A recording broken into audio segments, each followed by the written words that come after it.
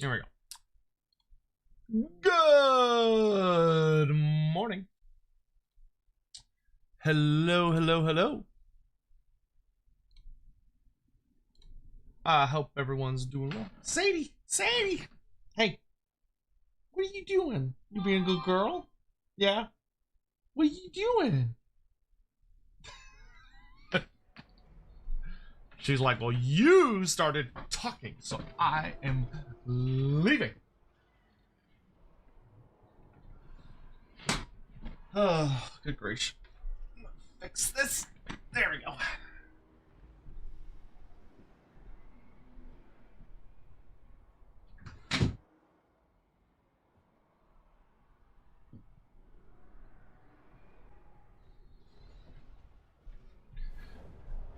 God forbid I do my work while the dog's in here. She's not about that life. Oh, goodness.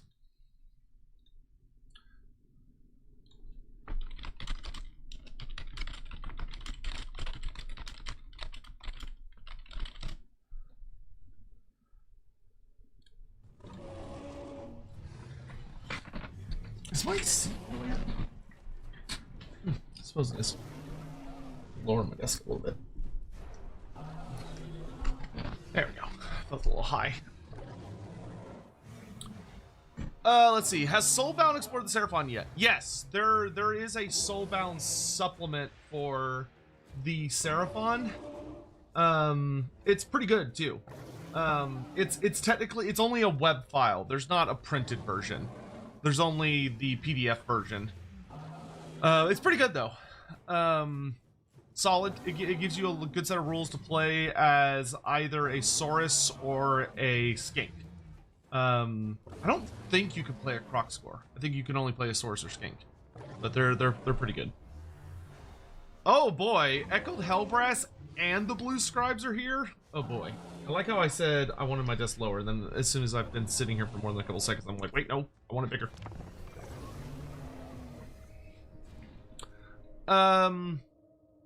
We'll do our hello, greetings, everything after we get our little army set up here.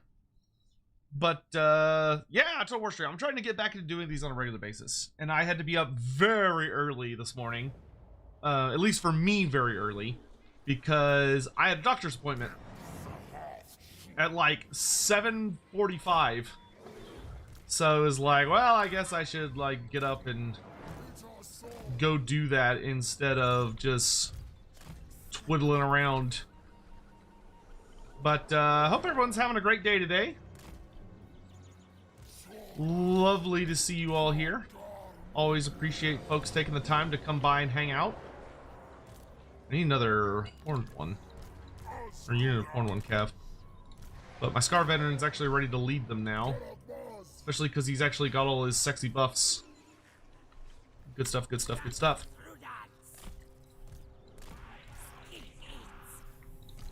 Okay, we got pterodons, which are actually going to be pretty critical. Oh, my Ripperdactyls died. That's a bummer to realize. Alright, why don't we have our dinosaurs shoot up the center?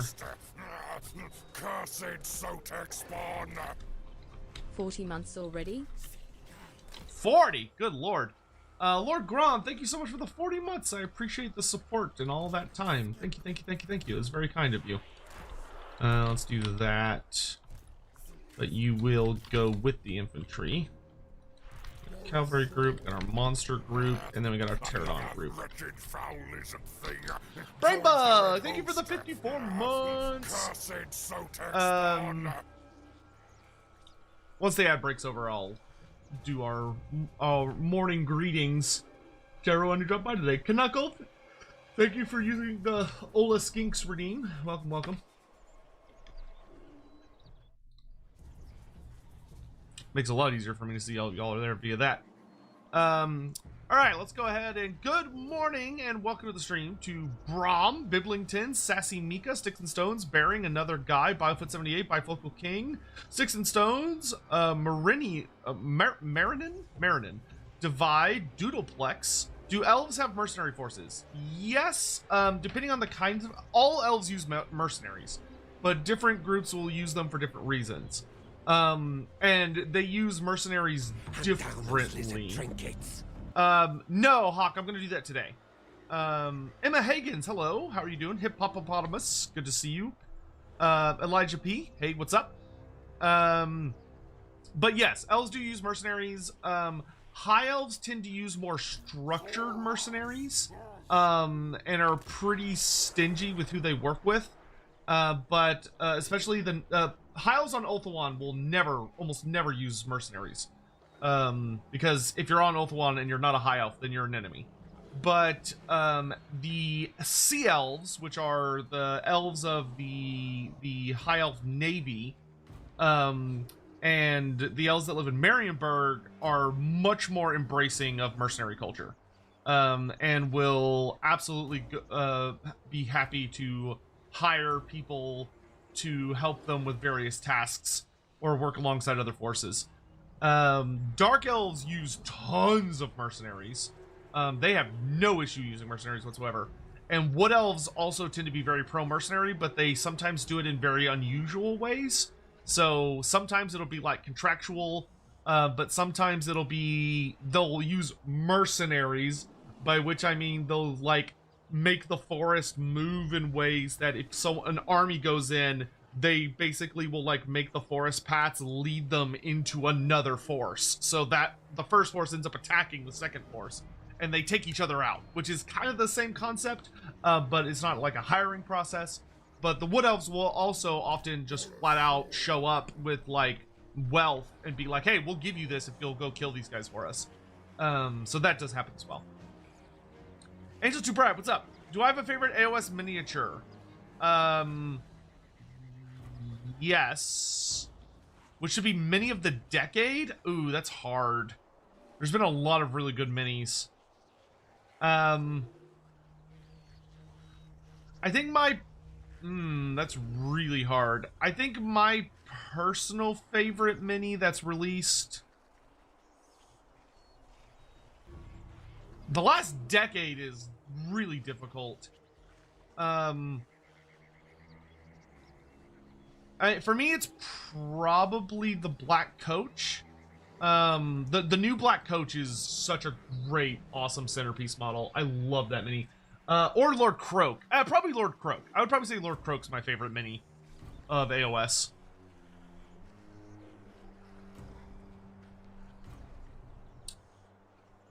Preview site was just announced for a week after Halloween. What do you mean preview site? Ushoran would also be a good call out as well. Also on Twitch, good morning to Crescent, Hawk Oddly, T-Dubs TN, Living Legend, Seba 20 or 210C, Canuckle 87, good to see you, of course. Mornington Crescent, hello. And then Lord Gron, Brainbug, good to see you all. Thanks everyone for coming by. And Angel 2 Bry, hello. Declan Star, good morning. Alright, we got a bunch of Tzeentchian demons to put down here. Shady Spinach, good morning.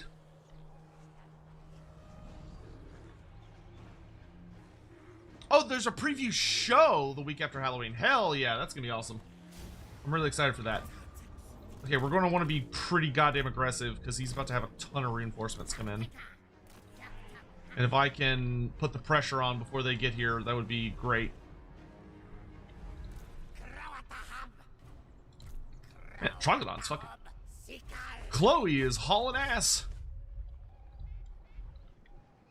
Okay, what's he got on this flank? Flamers. Ooh, there are some Tzeentch halberds, but not in the center. There's not. I think we're just gonna punch through. Foul lizard thing joins the red host. Cursed Sotek spawn. A Twitch baby is growing up so fast. Lasai. Sot shake. I don't know how I feel about that.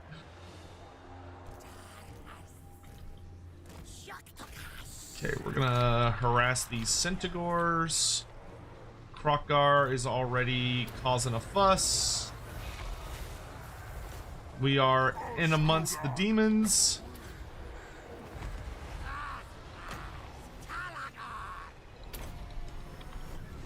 Ooh. A little bit of dodging, guys. In fact, let's go ahead and dive. Saurus, let's go. We got demons to hunt. Let the Pack go after them. You try and hold these halberds in place until reinforcements get over here. Skinks, if we could jump on the flamers. Enemy reinforcements are arriving. We're gonna do some more big regrowths. That was not where I wanted to cast that. I fucking hate when that happens. Alright, first army's pretty much dead. Okay, they're after them. Stegadon, we're gonna plow onwards. Oh, there's so many baddies. Okay, good. They're here.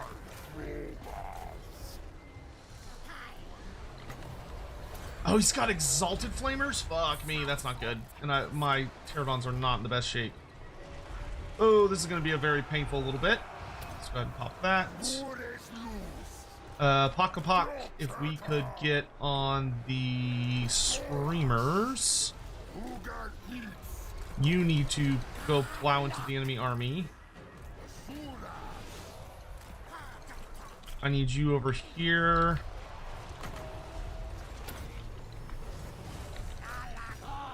Actually, can I... If I could Sun Gauntlet them, that would be good. Sun Gauntlet? God, I'm saying AOS-isms. That's very, very hot. Hot.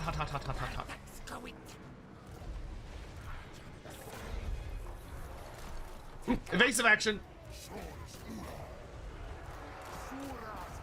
Saurus, let's go. We got shit to do. Pterodons, all pterodons. Get these guys. Woo.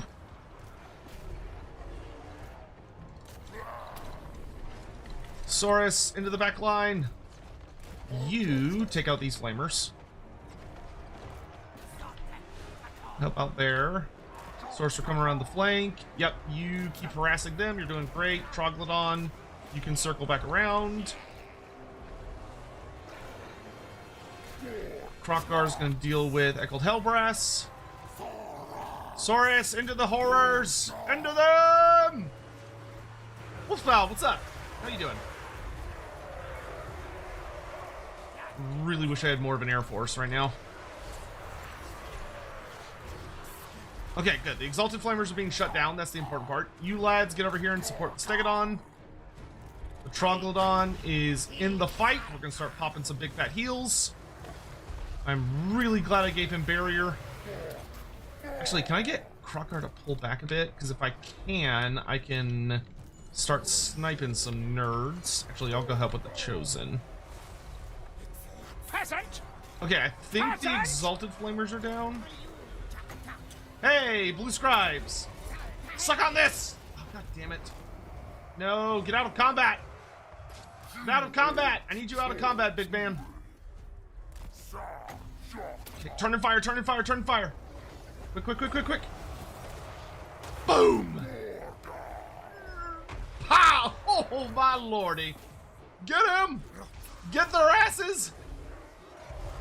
Okay, I need to go shut down. I need to go find and kill Echoed Hellbrass because he's going to be very difficult to take down. Okay, you go help over here. You pop those buffs.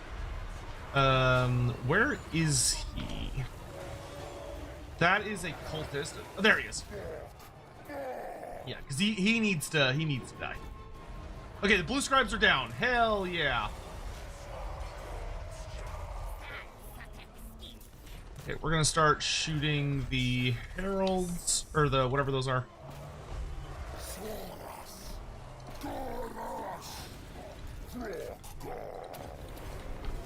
Do some debuffs. Troglodon, let's switch you to shooting. Oh no, I didn't leave him on skirmish. Oh, those Troglodons are super dead. My bad, dudes. My bad! I forgot to put y'all on. I'm so sorry, guys. Okay, Stegadon and Troglodon. Shoot those. Start shooting. Start pew-pewing. It's pew-pew time.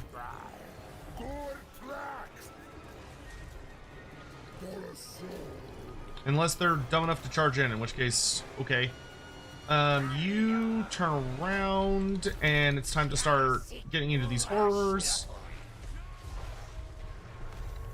Alright, good job, lads! We love to see it.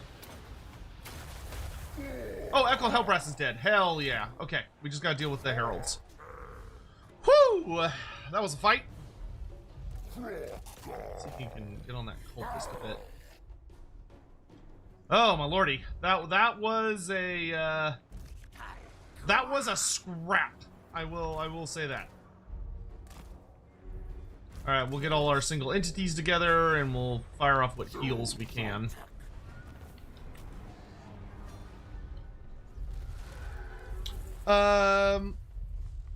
So Wildemay, you're still hitting 36,000 concurrent player peaks when there hasn't been any DLC in a while. Well, the multiplayer for this game is very successful.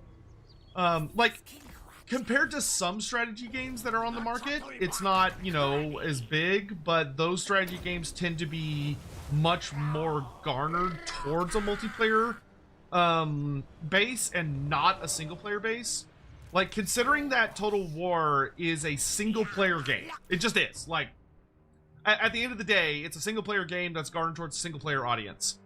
It is immensely successful as a multiplayer game as well. I mean, Turin has like thousands of people tuning into like daily tournament streams. Anticity is getting fantastic views on his daily gameplay streams. The multiplayer community for this game is very vibrant. Despite the fact that it's mostly intended as single player. And even the single player community does play a lot. You know, it's easy, I think, to get a bit caught up in the narrative of like, oh, the game's really bad. But like, a lot of people don't really pay attention to what's going on in the community and just sort of like get on and play the game. It's definitely more popular when there's DLCs and stuff, but it's not purely about that. Do the Lamians have their own faction AOS? They have their own sub-faction. If you play a Mortarch of Blood sub-faction, then it's more revolved around them. Biofoot, do we know what's going to be in the preview show? I've heard something about Games Workshop developing in for the old world. Is that true? That is the rumor. Yes. I wouldn't go so far as to say it's like, it's definitely true, but I would say it is definitely rumored. Oof, that was brutal. We won that fight, but we took quite a bit of damage. Kikako Gante, it's good to see you. How's everybody doing?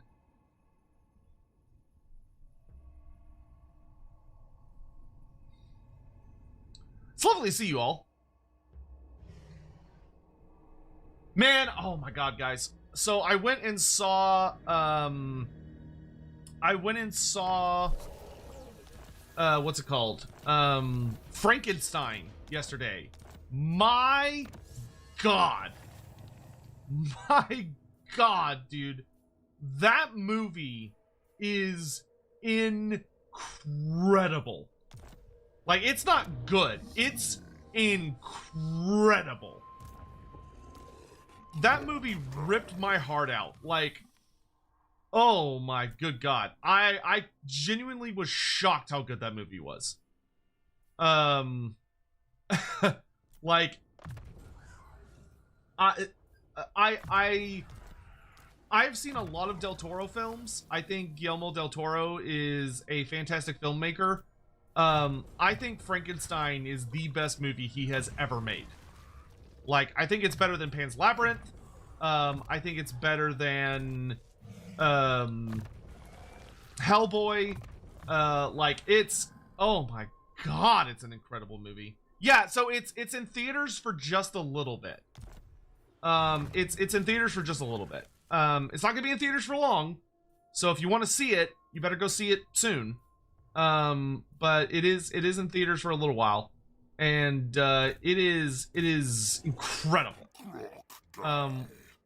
You know, I was watching it and was just having I was having my mind absolutely blown. So if you're thinking about seeing it, I would recommend seeing it in theaters. If there's a theater near you that's showing it, it's only showing in select theaters. So there's a very good chance that you might, if you want to see it in theater, that doing so might be difficult. What do I want in this army? I think I'll save most of these for a different army. But do I want the Spirit of Tepok in this army? I think I'd rather save the Spirit of Tepok for do I want him in a Kroq-Gar army? I think I do. He's a big stompy monster. Yeah, I'll take him. Okay, we're gonna finish these nerds off. Nice stuff. That will... Oh, the Shredder! It's Shredder time, baby! What do I... Is this for... Yeah, this is for capturing Tor Serpentard. We should be able to capture that without any major issues. Let's get Draft Master, which is going to be very important in a little bit. And then you are going to pick up Thick-Skinned. And I'm going to run over here and pick this up so that Tzeentch does not have a full province over here anymore. So we can start breaking his power. Oh, I say that. No, he does still have a full province, but not much of one.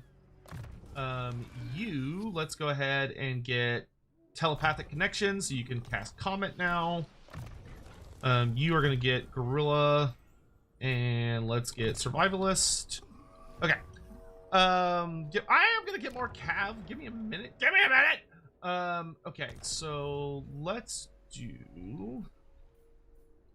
we've got a Slann watching over this approach until I can properly deal with it. Because all of his shit died. Because I do want to make a Lord Kroak army. But, see, for the Life Slann... I'll have to think about that. But for Kroq-Gar, definitely want the Shredder of Lustria in Kroq-Gar's army. That way we have, like, one of each big stompy monster. I have enough spawning points that I can get... I can replace my cavalry. Oh, I only have enough for one of these. I'll take the horned ones. Then let's do... And we can do the Rite of Ferocity. It's fine. Who would win in a duel, Skulltaker or Gor-rok?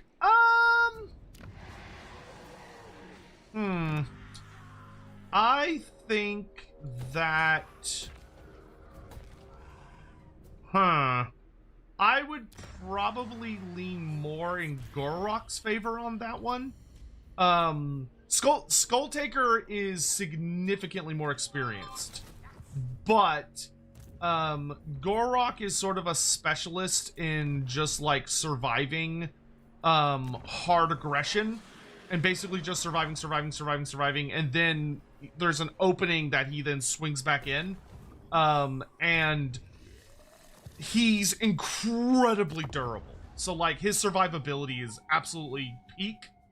But he Skulltaker, the reason I think Skulltaker would be at a disadvantage is that Skulltaker likes to play with his food. Skulltaker is very, very infamous for he never goes for the kill shot. He prefers to try and wear his opponents out, to wear them down, and basically get it to the point where they collapse, and then he likes to dramatically grab their heads and like burn all the flesh off their skulls, and everything. Gor-rok, I think, would be exceptionally well designed to fight Skulltaker and turn Skulltaker's natural inclinations and his like the way he likes to fight against him. But that would be my reading of the situation personally. But once again, whenever it comes to who would wins, the end of the day answer is whoever the author wants to win. So it would depend on the context of the book or the story in question. But yeah, hopefully that's helpful. All right, let's push them. Let's push these demons off the continent. I think we'll sack. Can I make it back to Tor Serpentard? Yes, I can.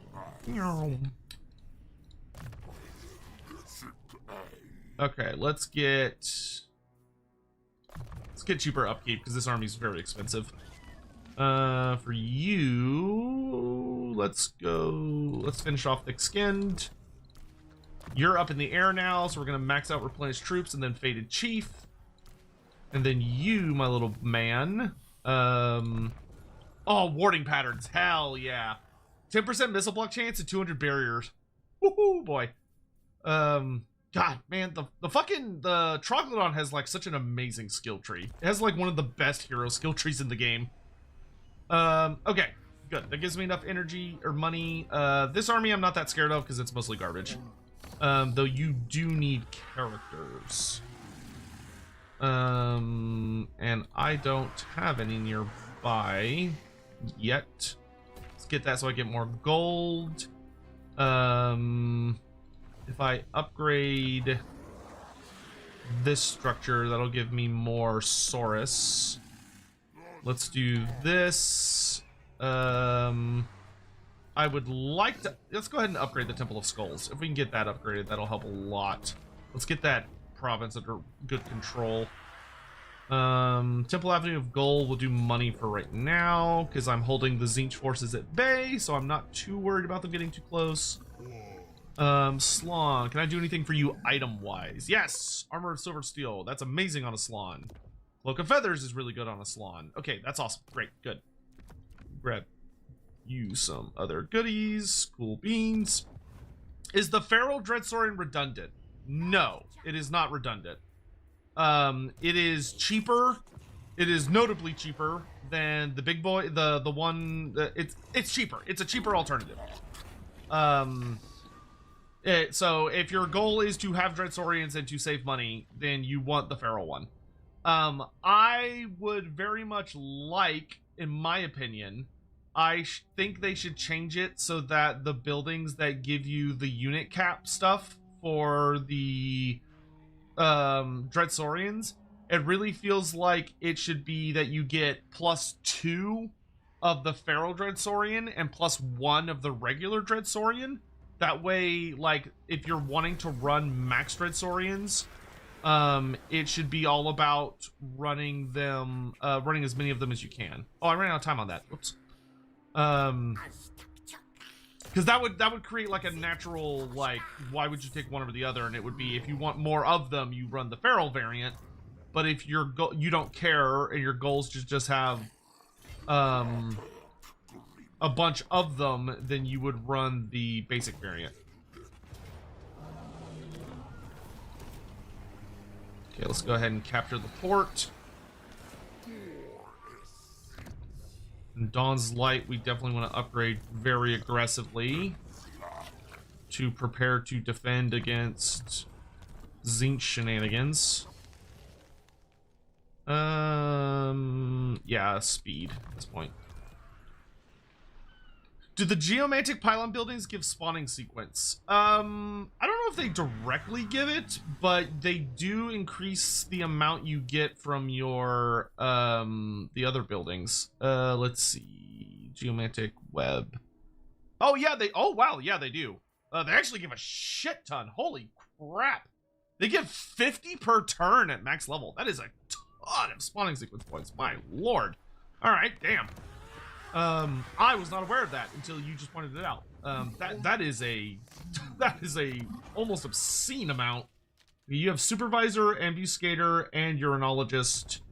So you have, yeah, you have all of the stance things. Good. How are your Winds of Magic? They're at max. It's good. Let's see. Oh my god, that's the second time that stupid ass priest has critically failed. I feel like he's doing it on purpose at this point. Let's get Sotek's Trail all the way up.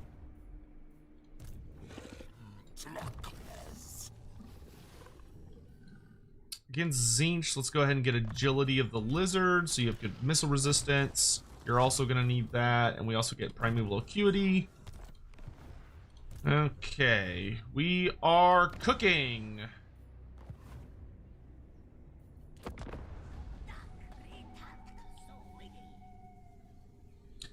I personally hate the Oracle's skill tree because he's not got any but boom style spells. What do you mean by boom style?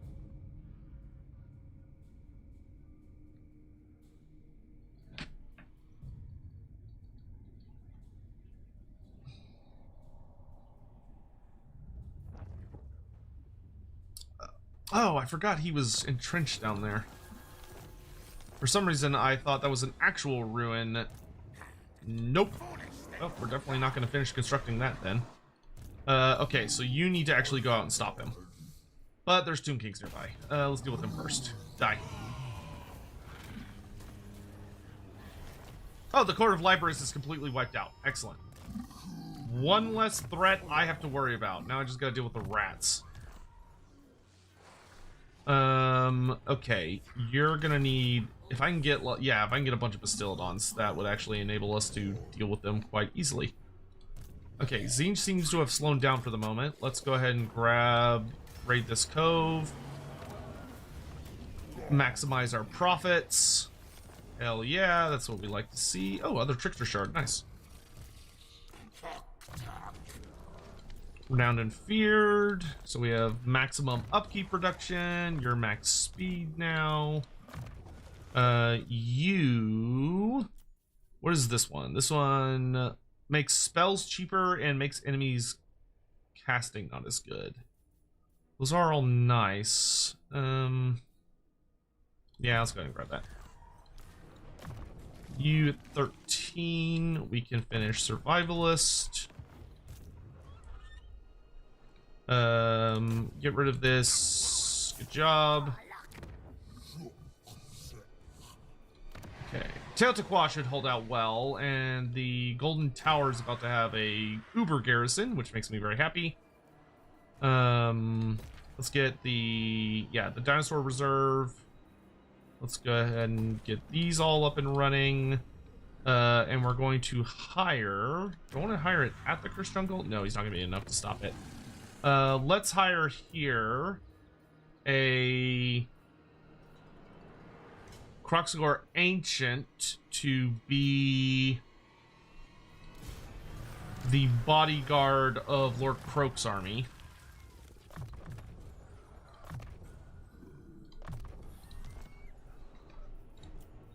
Because they make very suitable guardians for that. We'll get you these dinos. And I'll deal with Kroak stuff in a little bit. The Life Salon, we definitely want to have a big stompy army with. So let's do the Pale Death. Let's just grab all three of these nerds. How are you doing item-wise? That's not a good hat for you. That is a good talisman for you, so I'll take that.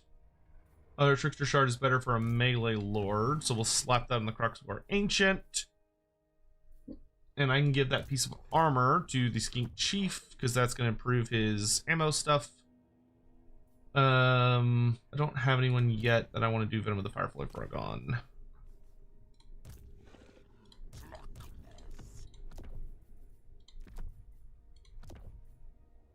Alright, that'll work. Do I like using lore-friendly mods? That depends on what you consider to be a lore-friendly mod. I say this with only respect, but I've seen a number of times where people are like, "Oh, I love this lore mod," and then I look at it and there's nothing lore accurate about it. It's usually more like a fan fiction mod, which is cool. Like I don't have a problem with a fan fiction mod. It's just not something that I personally would want to use. Kroq-Gar heroes win? I know, dude, tell me about it. I've been barking up that tree for years at this point.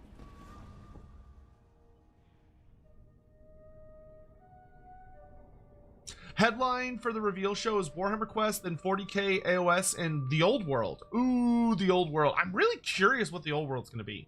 Because so if the rumors are true, then the big Old World update should be either the big second wave for Grand Cathay, or it's going to be the Dogs of War announcement.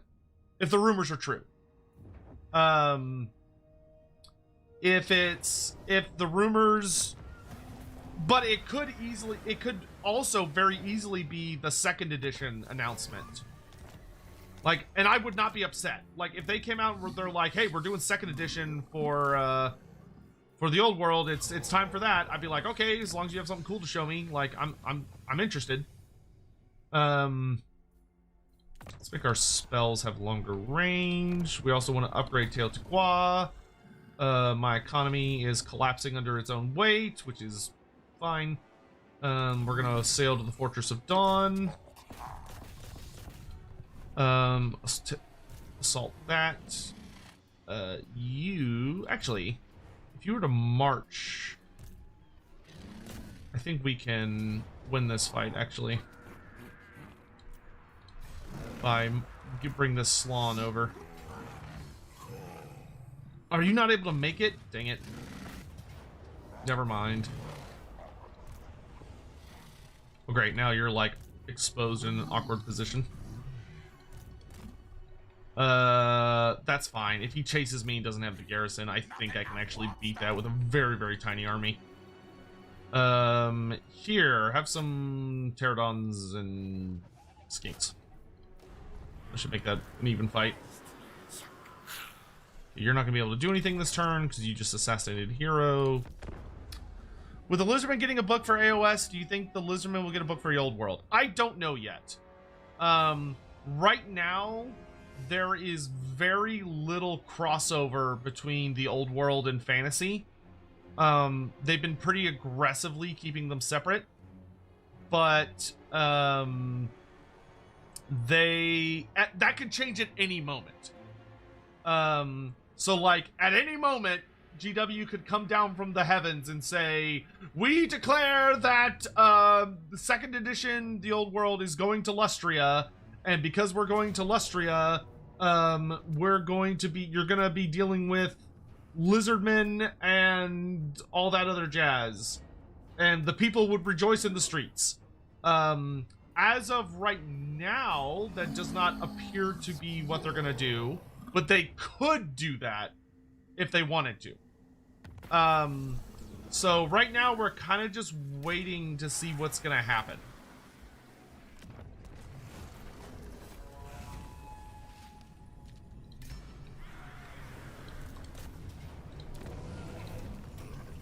This is mine.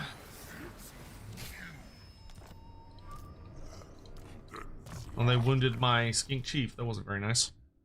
All right, let's go ahead and have you do... I think this army is going to mostly revolve around big stompy stomps and Saurus warriors.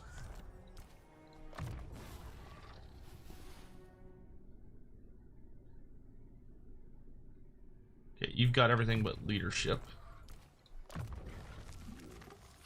You, let's go ahead and get going with Divine Authority.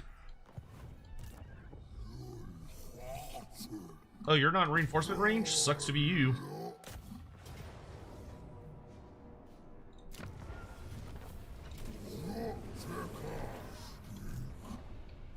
Sure would be a shame if I rolled up on you and just beat the hell out of you. Get Earthblood. Can I take... Oh, no, I can't quite reach it. Okay. We're just gonna move a little further away from it. You should hopefully be able to do this. Nicely done. You're on a Stegodon now. Good for you. Get off that Stegodon. I ain't paying for that. Alright, let's make you better at stealing technology. Meanwhile... Oh, the Fortress of Dawn is actually a pretty nice level. Let's get a garrison up and running. Let's get spices. We're also going to grab... What's the Winds of Magic here? Strong at the moment. Okay, let's start purging corruption. The corruption's pretty high. I would like a blessed unit of Fireleech Bola. Actually, let's get that second unit of blessed horned ones and cold ones. That way I've got all the cav I want. Pormesia, thank you for the super chat. Sorry, I need to get caught up on those. News is coming. Total War in about 10 days. What are your bets? My current bet is either Grand Cathay or Dogs of War. Parmesia says, my bet is Cathay Part 2 as well, Tomb King Chariots. Man, I'd be really happy if that was correct. The Tomb King range is so simultaneously so pretty and so ugly. Like, God, I hate, like, the old minis for Tomb Kings. Because they're not just kinda old, they're really old. And they just look terrible. But the chariots are particularly offensive. It still boggles my mind that for the old world, they did not redo Cetra. That will always flabbergast me. Cetra the Imperishable should have been the first big new mini that they revealed for the old world. Like, he should have been the launch mini. The fact that they fucking came out and were like, oh, yeah, we're bringing back old Cetra. It's like, oh my god, dude. He's... Like, Cetra himself isn't the worst looking mini, but the horses look terrible. The horses are so derpy-ass looking.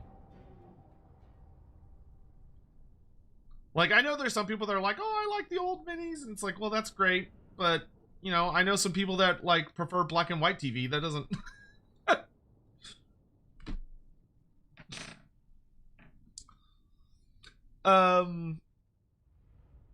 Cetra needs a cape. Does he? Oh, I guess he does have a cape in Total War, now that I think about it. I mean, Cetra would definitely be the kind of person to have a cape.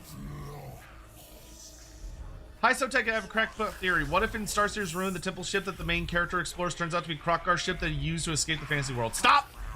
Stop! No. Don't say such words to me. Do not invoke those magics.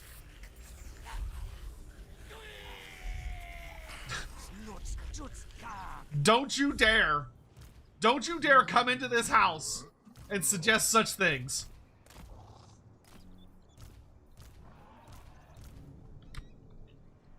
Oh, this mini does have a cape? Oh, okay. Well, someone in chat was like, maybe he'll get a cape this time. It's like, I thought he would have already had one, but that's what I get for reading. That's what I get for trusting chat on anything. Pormisa, what about Dark Elves release announcement? Any rumor about them coming? So, okay, the big rumor about the old world is that we're gonna have, we are going to have basically, like theaters. So, like, the different editions are gonna focus on different theaters of Total War. So, like, there's gonna be a Western theater, an Eastern theater, and then the Old World theater. So if that's true, according to that set of rumors, that means that you're going to see things like the Lustrian theater is supposed to feature the Dark Elves, the High Elves, and the Lizardmen as like its primary, I don't want to say like protagonists, but like the focus factions. Which if that was the case, would be pretty dope. That would make me very happy. But it's hard to say whether or not that's true right now, for obvious reasons.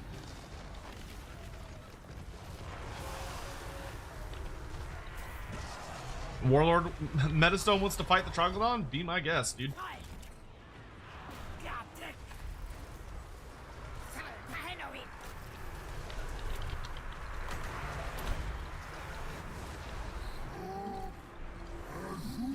So I'm gonna walk over here so I can Primeval Roar, which is an ability I think a lot of people like to forget the Troglodytes actually have.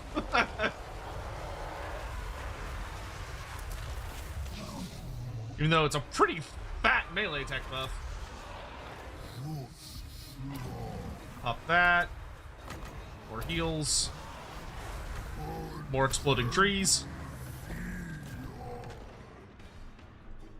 Okay. Skinks are doing what skinks do best, which is being annoying. That warlord got punted. I'm gonna spit acid at him. Pah!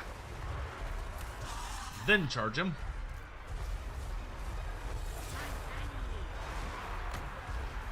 Skavener straight up not having a good time, which is making me happy. Ooh, take down those warp fire throwers before they get an angle on me. Splat. Spit him. Spit him!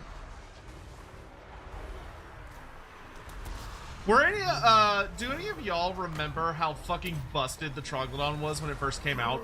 Like how, like, overwhelmingly strong it was? Because, so, it wasn't a bug, it was actually just a different design decision. But in the original version of the Troglodon, they designed it where both the dinosaur would shoot you, but the skink oracle, so like the guy riding on its back, he would gesture with his staff, and it would also shoot. So basically it shot twice, because the skink on the back would like throw like a shot at you, and then the dinosaur would shoot you. So it'd go pew pew, pew pew, pew pew, but like each shot did the same amount of damage as it does now. It was just that there were two shots. It was absolutely horrifying how strong it was. Like, the Troglodon would just look at something and be like, I'm gonna shoot you to death. And all you could do would be like, well, I guess I'm gonna die then. And it was so funny. Obviously changed because it was very overpowered. But I remember those days, and they were beautiful. They were beautiful.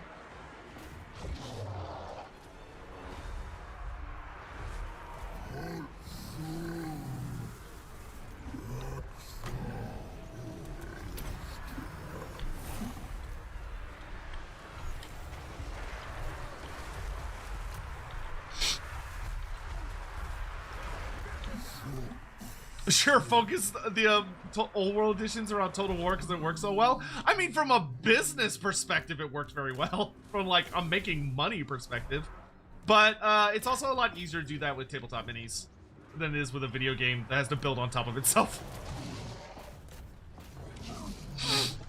Like, I have a hard time seeing GW do that because that would be a first for them. I don't know if they've ever like done releases like that, because like they would still have additions. Well, no, actually no, I guess that does kind of make sense with how they do things now, because like what they do now for like Age of Sigmar is that, actually no, now that I think about it, that is how Age of Sigmar works. Age of Sigmar is built in theaters, so like every edition of Age of Sigmar is a new theater, where Age of Sigmar first edition was Gairan, Akshi, and Gur, and Shaman.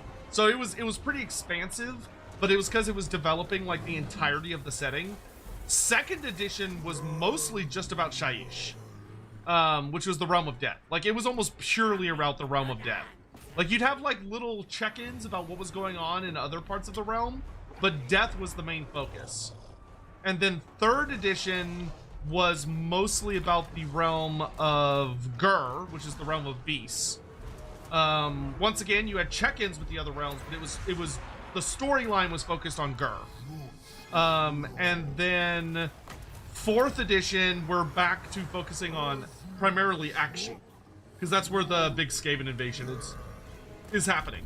So if their goal was to model, like if they're finding that to be a very successful model, which appears to be the case, because AOS I think has the best storyline of any of their markets. Like 40K is by far the most successful like at selling miniatures, but the 40K tabletop storyline is ass, dude. Like, it's so bad. Not that like it's not that the writing is bad, it's that there is like no story. Like, there's no like overarching narrative that you can actually seem to follow in 40K. They just sort of like they'll be like, oh look, the Silent King is back, and then they do absolutely nothing with him at all. And there hasn't been like a major storyline about his return. And even doing it in Black Library books has taken them forever. Or they're like, oh look, the lion is back. Once again, he basically doesn't do anything. Like, the 40K narrative is basically just completely stagnant. Whereas like AOS is like grooving. Like the Age of Sigmar storyline is a linear storyline. That is just going crazy. It's very strange. Any chance CA will add a Thunder Lizard? I really doubt it. I'll explain. Okay, the easiest way to explain this is that if you make something called a Thunder Lizard and you put it into Total War, to make it playable, it could no longer be a Thunder Lizard.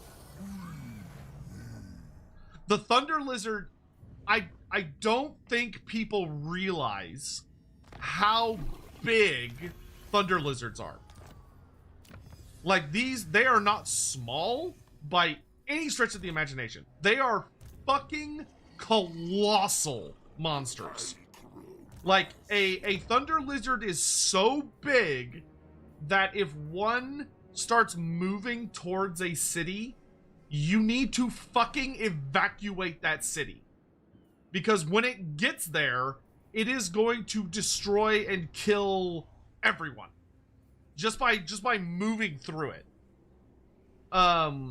Like Dreadsaurians are tiny compared to the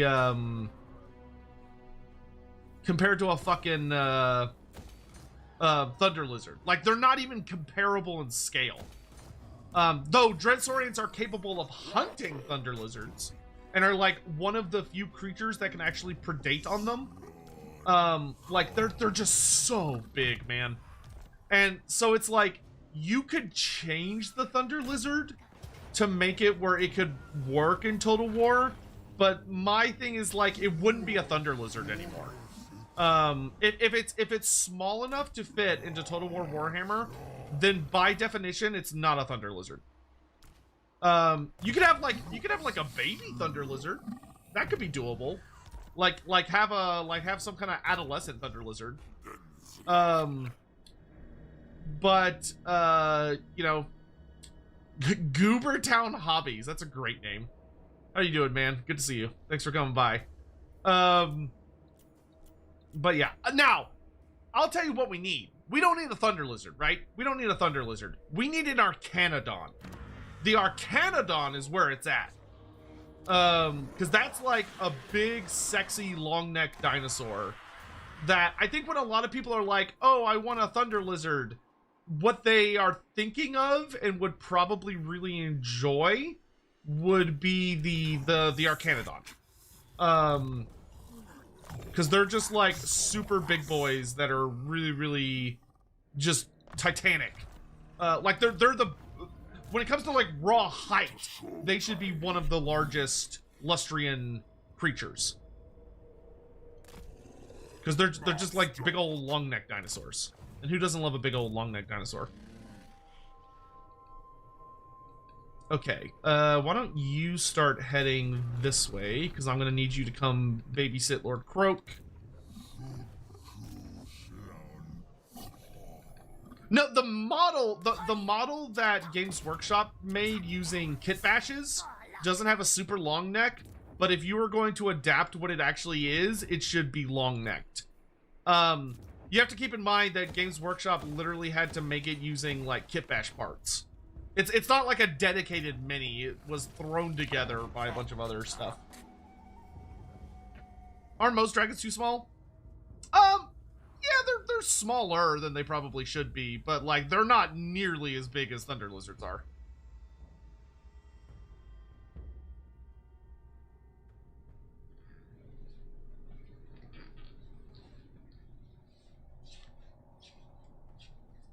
Yeah, Castrata, yeah.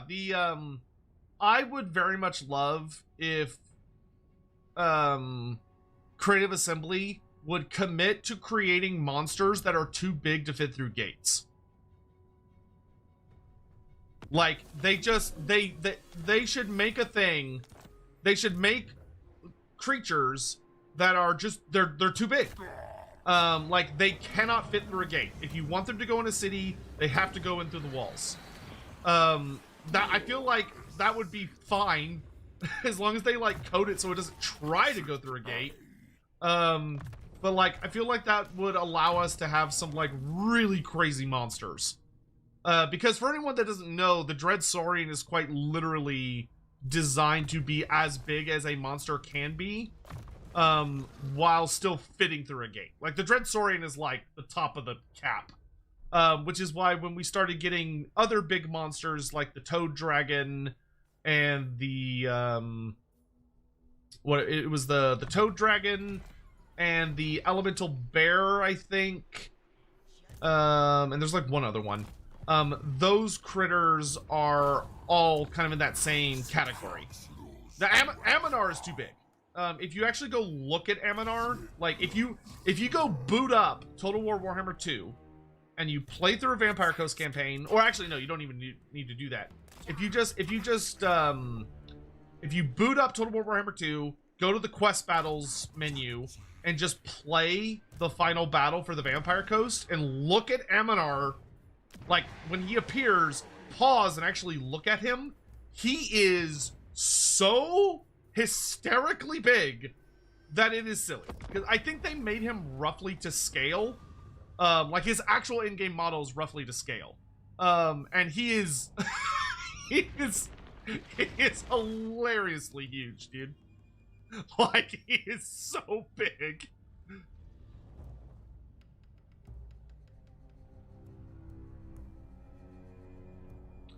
Oh yeah, dude, a Thunder Lizard on like a Thunder Lizard campaign ability would be goated. That would be fun. That'd be a cool way to represent them.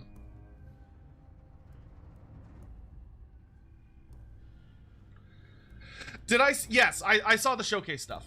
Yep, I'm very excited about the showcase. Do I want peace with this? No, I don't, because I actually need that last piece. I need that Kingdom of Beasts. Once I've taken the Kingdom of Beasts, I am actually probably okay with...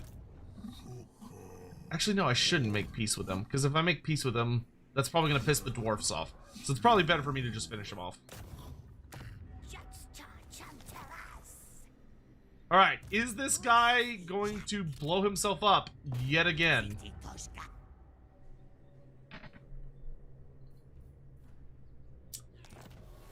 That priest has critically failed 3 times. He has attempted to do a ancient action 3 times. That priest is terrible. We're gonna have to fire that dude. He clearly is not cut out for the job.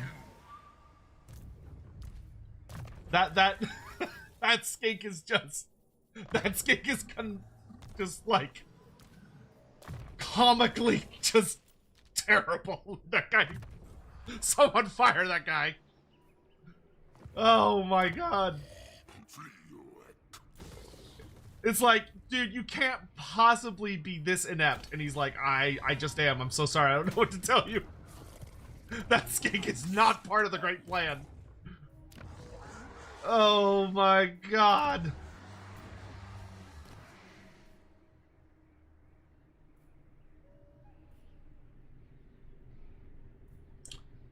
Plus 15 leadership and 10% hit points. Yeah, I'll take the tough.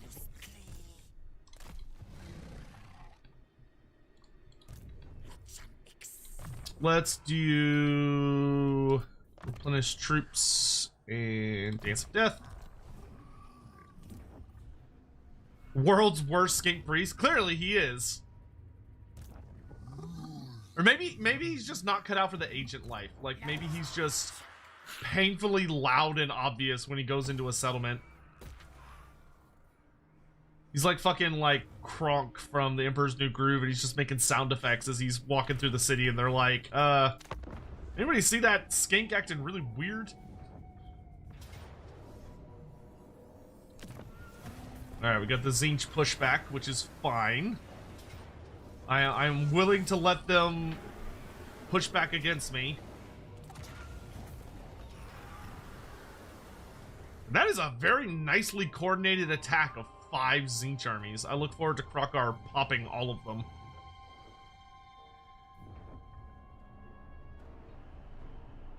Oh, I did miss your super chat. Thank you. When they pull out the Skulltaker blog post, they mentioned Archaon will eventually get access to Skull Reapers and Wrathmongers. They haven't added them. Why haven't they added them? Okay, so I am pretty sure there is a supposed to be a big update revolving around Archaon, but I think it's supposed to coincide with something. If they're doing, so there has been a lot of chatter about doing an end times update, and if they're going to do a big end times update, it would probably make sense to have Archaon be a big part of that. And if he is a big part of that, then that is a pretty large block of content that would do very well with a Archaon in it.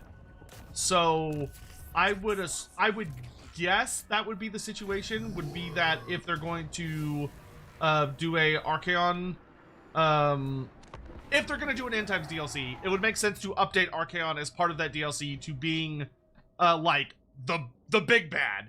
And if they're going to do a big update for Archaon, it would be, they're probably waiting until that comes out. Cursed Sotek spawn. What does this button do? What does that button do? I don't know. Thank you very much for the 21 months of being a red host spawning. Thank you. That's a long time of considerable support. I really appreciate that. Thank you so much. Total War Warhammer 2 Vortex campaign Kroq-Gar is the campaign I play more than any other. Dude, the Vortex race was fun. It definitely had its flaws. A lot of the some of the aspects of like having to defend your like when you would activate the Vortex and the game just starts like spawning giant chaos hordes inside your empire that like run around being little goofballs, causing all kinds of issues. That part could be really frustrating for the way a lot of people wanted to play the game. But I mean, that got massaged okay with time. Still done. Let's quit rampaging. Come over here.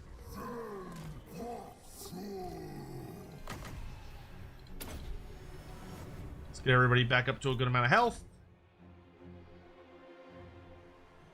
Is Gor-rok the biggest and strongest Saurus? Gor-rok, as far as we know, Gor-rok appears to be the largest and physically strongest Saurus. Like, just raw size and strength, Gor-rok appears to be the largest of his kind. There's never been, like, it appears to be that way. Because there's never been, like, a lore note about, oh, let's, like, line up all the Lizardmen characters and compare their sizes. But he is massive. Is the Black Leviathan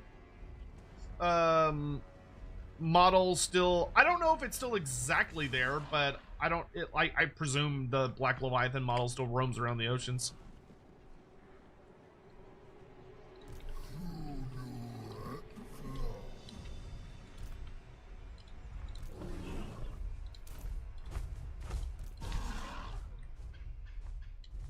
They're all just clan rats. Those are skin slaves.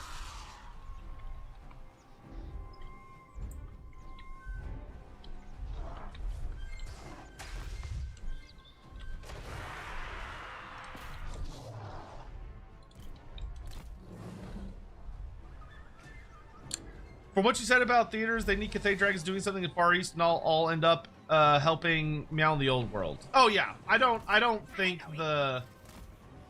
Cathay is gonna be that relevant in the old world for like the long term.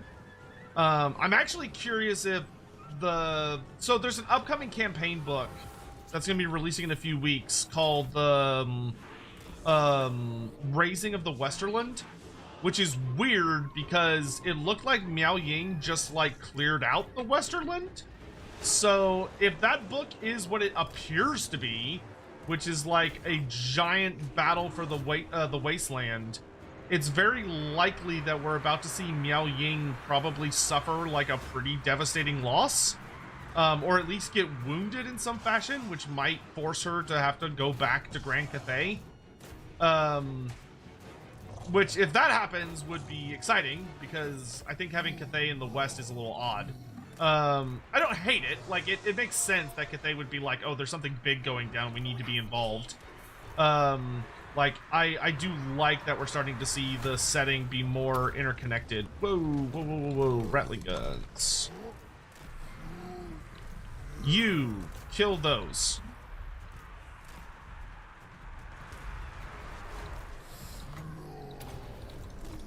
Those Rattling guns seem to have much longer range than I'm used to. Fuck me, Jesus.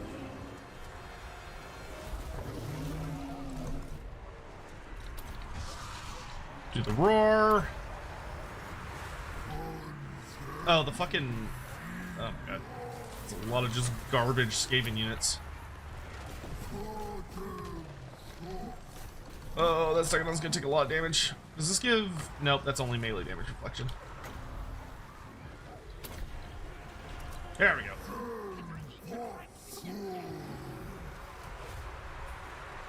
Good banishment. Oh, great. There's a whole nother unit of them. How wonderful.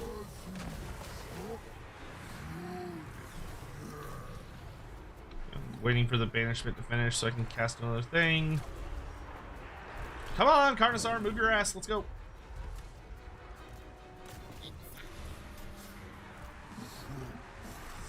Here we go. Power scroll. Get you on these Rattling guns so they're no longer a threat. I'm going to melee damage reflection myself.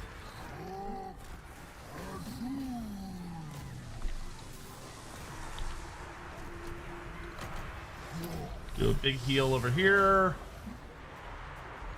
Wait for Life Bloom to wear off, and then we'll do one of these. Yeah, make sure those Rattling guns do not come back, because those are the only thing I'm actually scared of.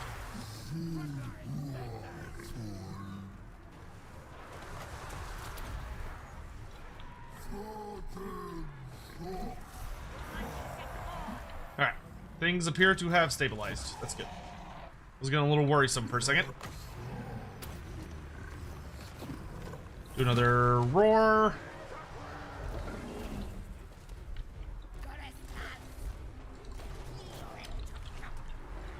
Okay, let's get a little heal on that Stegodon just to make sure it doesn't break.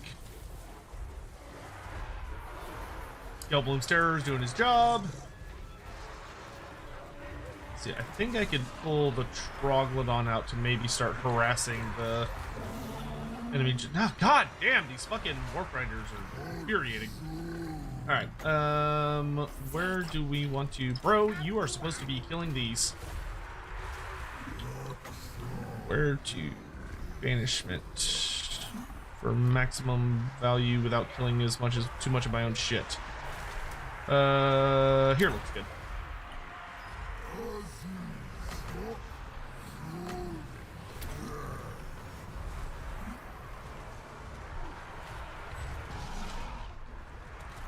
Hopefully it doesn't hit my own skinks, but it'll hit what it'll hit.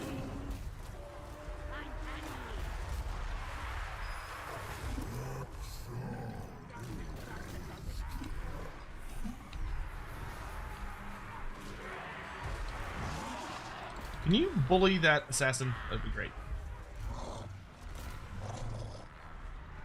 Okay, he's getting after the Rattling Gunners. Yep, good job.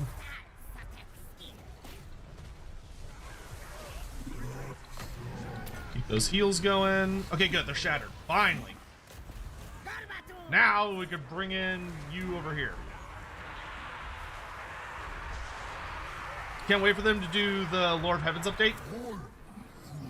Yeah, I wouldn't be super surprised if Lore of Heavens actually gets updated in 7.0, because Sail the Faithless should use the Lore of Heavens. He uses the Lore of Heavens and the Lore of Shadow. So hopefully, Heavens could get an update. Though I think Shadow also is waiting for its update.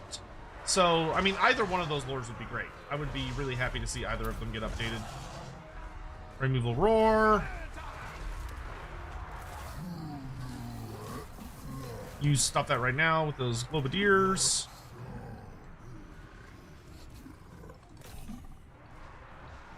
I hate when the rattling guns just don't shatter.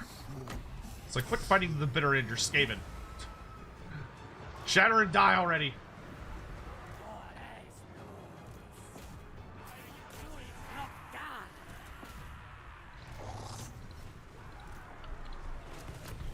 Skinks, if y'all could go run down all this garbage, that'd be great. Okay, they're shattered. Okay, finally. Can Sail use 2 lords because of chaos? Well, so, okay. Yeah, so people that, humans can wield multiple lords of magic. Any wizard can wield multiple winds of magic. That in and of itself is not that strange. In the Empire, it is illegal for wizards to learn more than 1 wind of magic. They can do it, but it's against the law.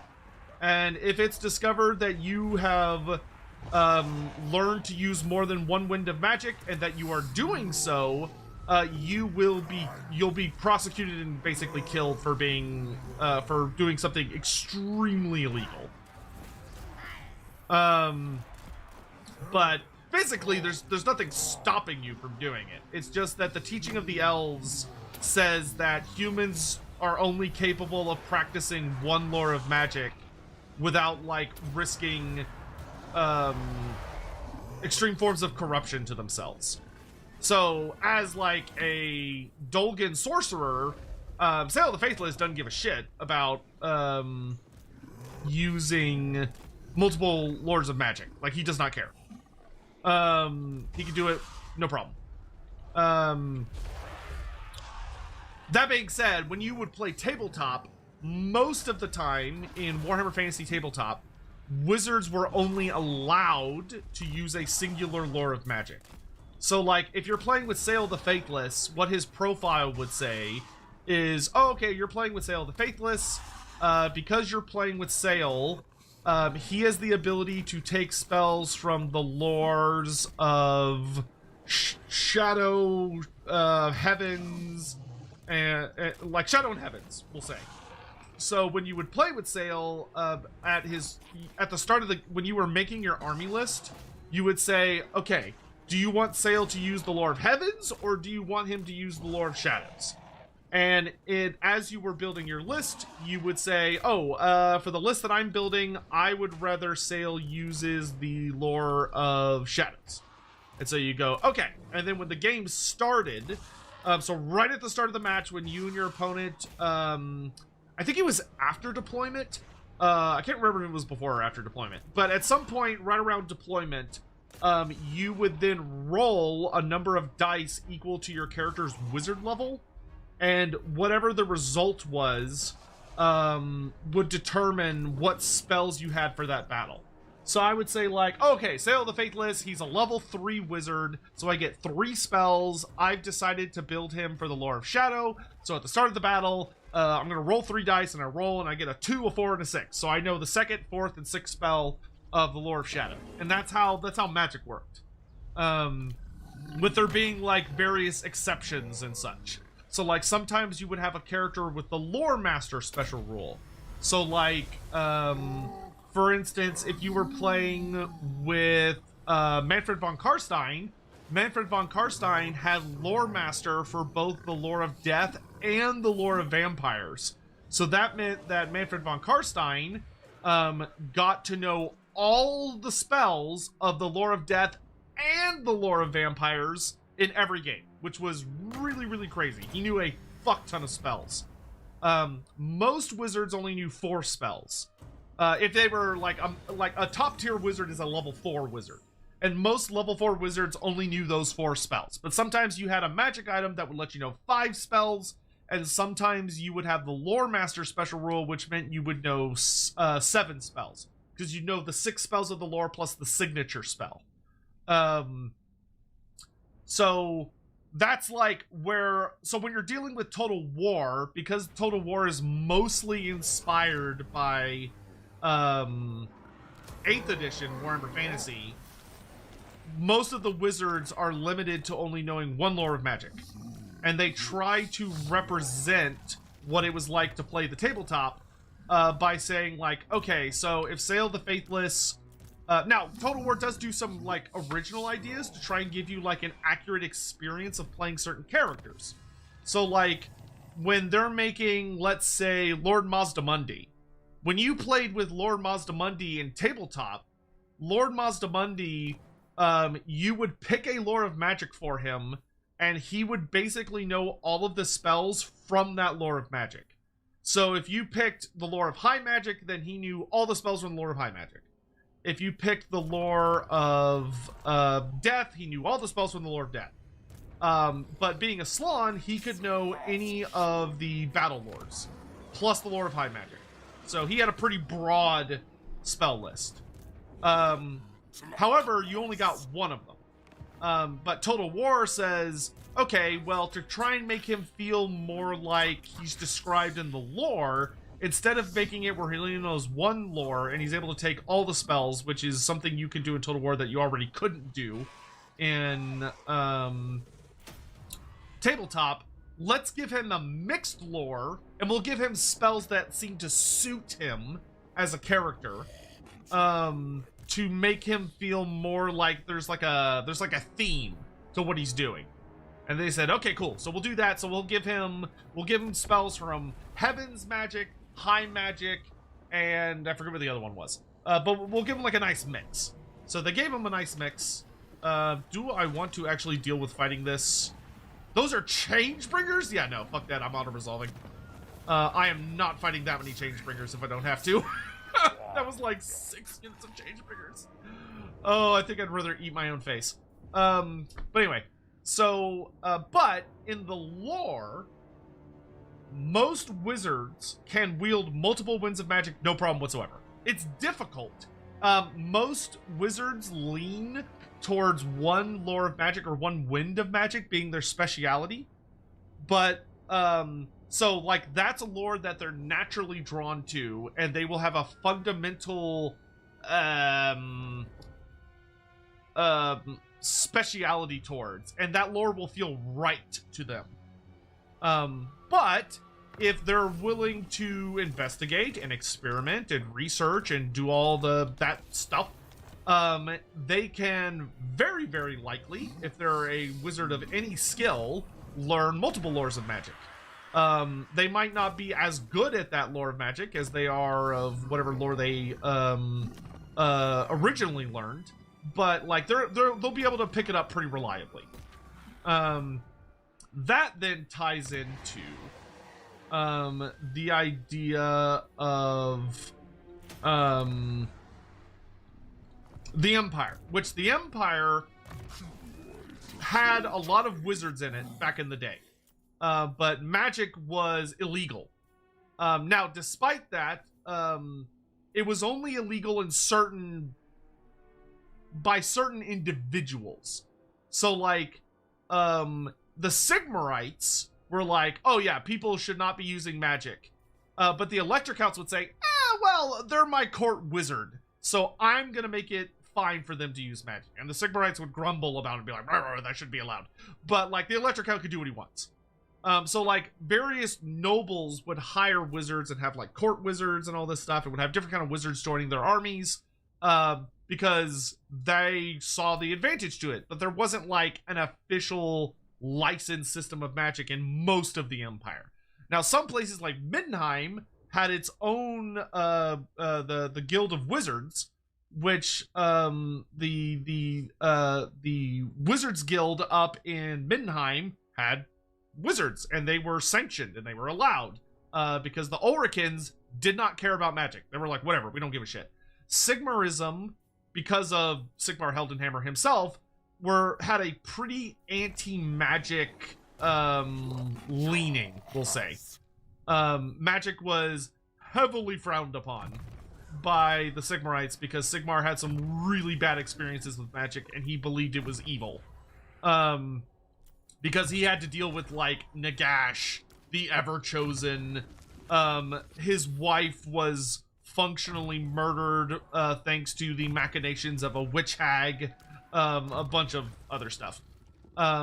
So when the Great War Against Chaos happened, the Great War Against Chaos goes down, and in the Great War, Azavar Kul ends up having a absolutely fucking titanic army, backed with all sorts of demons and chaos sorcerers and all this horrible shit.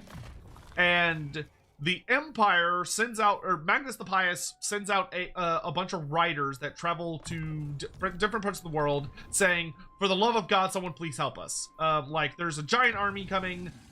We need as much help as we can get. Please, will anyone help us? And various factions answer the call to aid, most notably the elves, where the elves send 3 wizards. Because that's all they can afford to spare, and because those wizards volunteered. And it was Teclis, and then 2 other archmages that decided to join Teclis named Yurdle and Fenrir. So they all journey over to the Empire, and they start basically speed teaching magic to Magnus the Pious. Basically sends out a call at the advice of Teclis and says, okay, any wizards that are willing to help us in the fight against chaos, you will not be put under arrest if you come help us, and we also will like officially sanction you going forward, but in exchange you have to come help us fight chaos, and you also have to be taught by the elves, who will teach you how to control your magic safely. Because all of these other wizards were functionally witches. They were people that just kind of like learned how to use magic by sort of feeling it out, or they learned it from like ancestral passed down knowledge. But they knew like a bunch of different forms of magic, and their magic was typically mixing they use like dirty magic. So if you think of the wizards in Total War Warhammer for like the Empire, you have 1 wizard for each of the 8 winds of magic. And if you use just 1 of the 8 winds of magic, it is pretty straightforward to control. You could do a lot of research and specialization into it. And the elves considered it to be a more pure, easier to control and less corruptive form of magic. Which was important because one of the things the elves knew about humanity was that humanity was very, very, very prone to corruption. Humans are the easiest species to mutate. Humans mutate easier than anything else on the face of the planet. Elves, dwarves, halflings, and ogres are all and gnomes are all significantly harder to mutate and or corrupt in some fashion. So the elves were like, okay, humanity clearly has a problem. So we're going to teach them how to safely use magic in a way that won't cause their heads to explode from miscasting, and will also make them much less likely to be corrupted by chaos influence. So they said, okay, we're going to teach you guys magic. So they came over and they taught magic. And now that's how the elves push it, so to speak. So the elves' official statement was, we're going to teach you how to use magic safely. And that requires us having all of these rules. Now, that is how the elves tell it. And because that's how the elves tell it, that's how the colleges of magic tell it. Because the colleges of magic were created by Teclis, and he wrote their doctrines. Within the actual universe and setting of Warhammer, it is unclear whether that is actually true. It could be that that is a lie, and that the truth is that humanity can wield all the different winds of magic perfectly fine, and they can even do so safely. But the elves were scared of humanity becoming too powerful. So the elves lied to humanity. Teclis lied, functionally, and convinced humanity that, oh no, the only safe way to use magic is to only use one wind of magic. That way, humanity's magical growth would be stunted. Conchimichid, X100. Do we know anything about relationships between elves and Empire prior to Teclis coming over, or is it almost to 2,000 years of no interaction / information? No, we know bits and pieces. The old world is actually expanding that very, very heavily. Prior to the old world, it was pretty scant, because according to, if you look at the old lore basically says something along the lines of like, the elves lost the War of the Beard, they ran back across the ocean, and they never came back. The end. Like the elves, they fled across the ocean, and then they stayed over there because they were mad at the dwarves beating them, and they basically never came back. The end. Which was a really weird story, considering that the elves are the predominant naval power in the world, and have been since thousands of years before the Empire even formed, and were still the predominant authority on the ocean during all of the time of the Empire, like, building up to that era. So the old world basically came in and said, okay, so we're adding a bunch of new lore that basically says that the elves abandoned all of their main colonies, but in truth, there are actually quite a few elven colonies that still exist, that the elves have maintained for thousands of years, from which they have heavily influenced human cultures, most notably Bretonia and, like, the Empire. To which people like me that, like, read the lore and, like, you know, study and all that stuff went, oh, that makes a lot of sense. That explains what the elves have been doing for the last several thousand years, is that for the most part, they've been looking for ways to influence and manipulate matters. And that adds up and makes a lot of sense and makes the setting feel a lot more cohesive. So that's, like, one of the better parts of the expanded lore of the old world. Actually, you know what? I want y'all to go this way. This is gonna be ugly. I was hoping he would be over here waiting for all the other reinforcements, and instead he's, like, coming right for me. See if I can get Kroq-Gar to pop the Demon Prince real quick.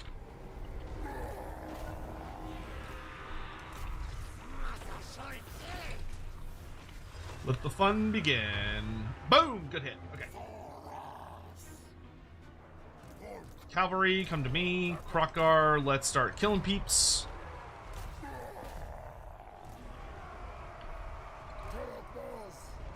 Who is silencing me? I don't like that. Oh, he gleaned magic on me. That was rude.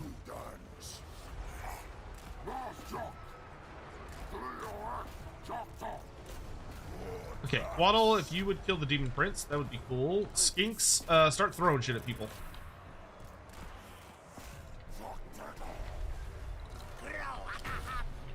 We're gonna throw down a big ol' comet right on top of those chosen with halberds. We're gonna go ahead and be up Verona's time warp. Make everyone super fast. Conchimichid, X100. Henchman use dark magic? Would they? Can Slaanesh use dark magic? They could. They wouldn't. It's the Slaanesh believe it's corrupt. They wouldn't use it because they would see it as too dangerous.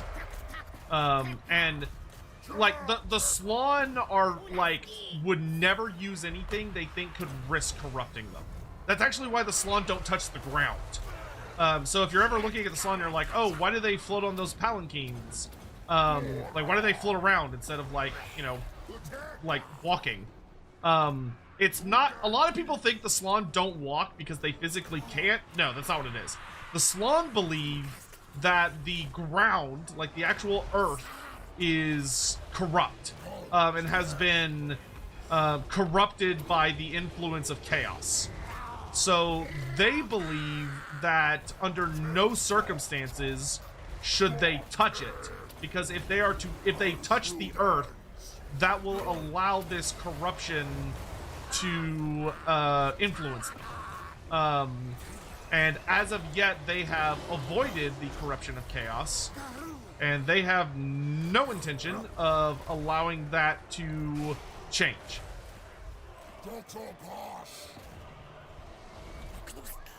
Ow, that was painful.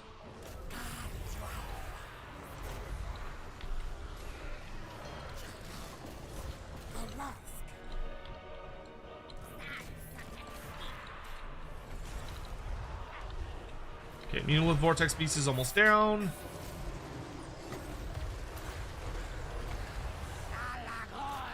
Really tired of that bitch shooting laser beams at me.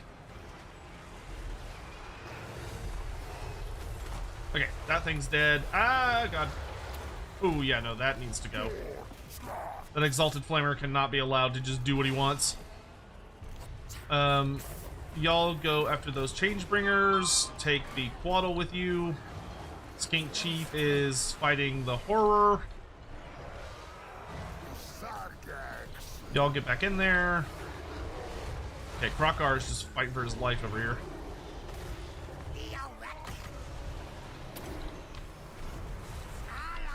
Alright, if we can dominate the skies, we should be okay in the grand scheme of things. He says, without any confidence whatsoever.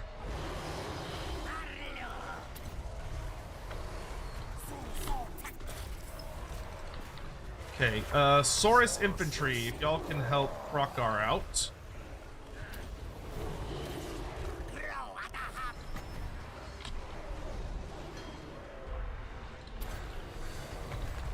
Y'all keep pushing. Get the Quaddle to a safe distance.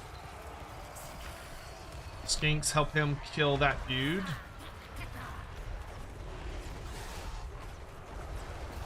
Oh, let's get you on this burning chariot, actually.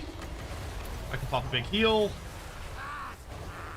Okay, I'm gonna help kill. I'm gonna help bring this big bitch down. Pop those. Troglodon. The Chloeodon is fighting bravely. Okay, we've almost... Where's my chief? Oh, there you are. If you guys... Oh, I didn't know this dude was way out here. Help him kill that thing. Actually, he should be able to kill that by himself. Y'all come deal with this thing. Okay, Kroq-Gar's freed up. Cool. Y'all seem like you've got this under control. I'm gonna go... Oh, I need a good target for my... You know, perfect. Placing Squealers looks good to me.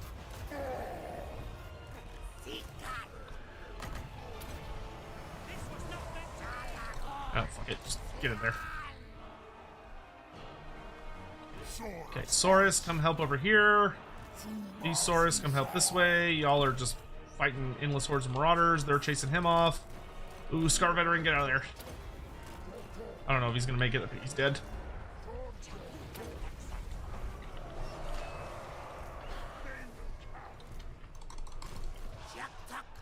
Okay, go ahead and roar. Get these guys over here. After you roar, we're gonna... Oh no, not the... Oh, they killed all my dinosaurs. There's too much shooting. That doesn't look good. Oh my god, they're still coming. Oh my god, they've got Changebringers. Oh, not the Changebringers. Okay, I've got to be a little clever with how I do this. Y'all killed that Exalted Flamer. Kroq-Gar can kill a lot of stuff, but he has to be judicious.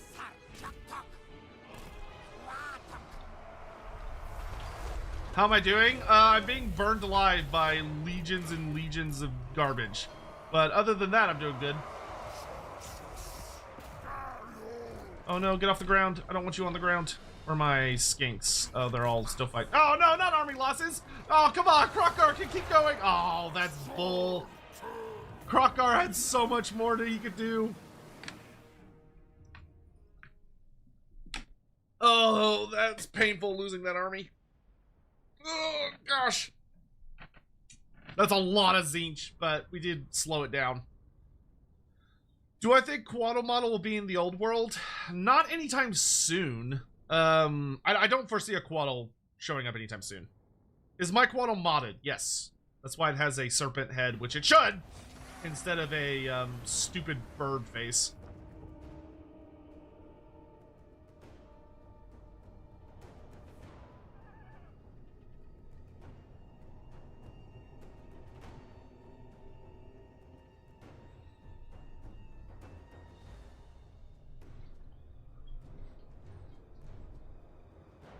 Is that a lore accurate battle from the Cataclysm? Well, except for Kroq-Gar. If that was lore oh, they stole my Talisman of Preservation? Those absolute fucks. If it was lore accurate, everything would have died except for Kroq-Gar, but Kroq-Gar would have fought his way free and kept going. Okay, so I lost the Skink Chief, and honestly, losing the Talisman of Preservation is the worst part. But now I can get a new Skink Chief. Tactician's not bad. I'll take Determined.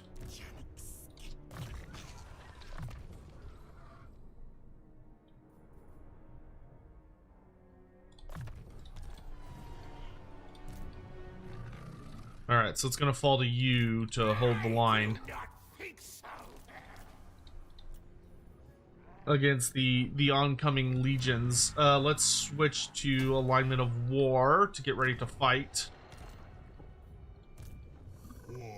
Our Slaanesh here is going to take the fight. God damn it, not being able to heal sucks. Okay, you've got one more turn of mutagenic energy. Alright. Pick up some more troops to get ready for the big fight against the Skaven. Let's get the Saurus building. Let's get a flyer building as well. Yep, and we'll get the Ziggurat, the old ones, to max.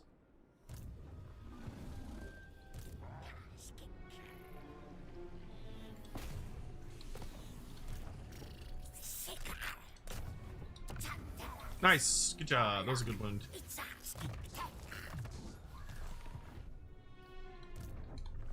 Okay. Oh.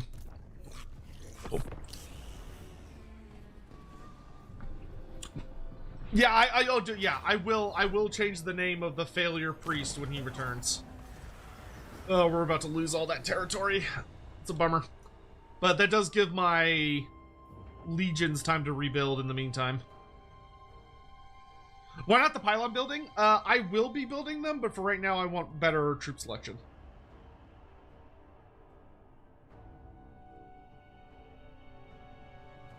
Plus, just having one of them is not super useful outside of the spawning sequence points, which are quite nice. But when you get two of them, that's when they can affect your spawning or they can affect your provincial edicts. Commandments, that's what they're called. The bloody hand failed a wall. Haha, losers. Okay. So we're gonna want... I'm gonna need to start making my Kroxagors and stuff spooky. You bring token trinket to give to Throt. Yes, yes. Good, good. I accept your offering for Molder Clan. That guy you know donated $5 through Super Chat. Thank you. Totally unrelated to any contemporary happenings. If a scholar were to read a banned book, would Slaanesh be empowered and encourage that? If a scholar read forbidden knowledge, yes. If a scholar was reading a banned book, it would depend on why it was banned and what he's gaining out of it. Slaanesh is empowered by excess. So, like, if he is going to excessive lengths or he's obsessing over forbidden knowledge, that kind of stuff will empower Slaanesh. So if it's like he's done dark and terrible things in order to acquire this book because he's utterly obsessed with knowledge and he will pay any price in order to acquire more knowledge, then that is the kind of stuff Slaanesh will feed on fervently. Is the Twin-Tailed Comet a divine event? You could argue that. Is there something that's responsible for its arrival? If there is, we don't know what.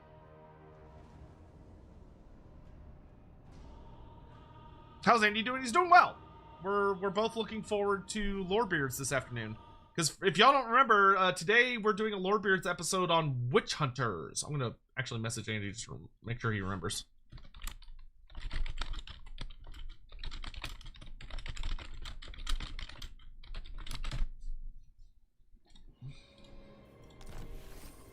Feel like the twin-tailed comet heralds the birth of a god. That is certainly a way you can look at it, and I don't think you'd be entirely wrong by any stretch. Finally! Okay, I was gonna burn it down. Fuck it. I don't want to get that disease. Clan Morbidus is dead! Finally. God, that took way too long. Those little bastards did such a good job of being hard to kill.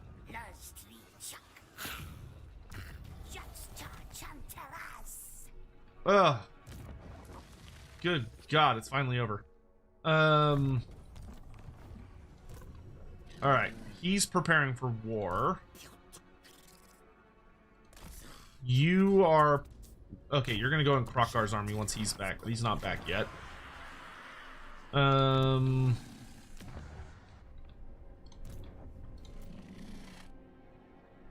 I want to save my sequence? I think I want to save my sequence points for Kroq-Gar's army, not your army, but okay. Okay, I'd like to have 3 of each Kroq-Gar type.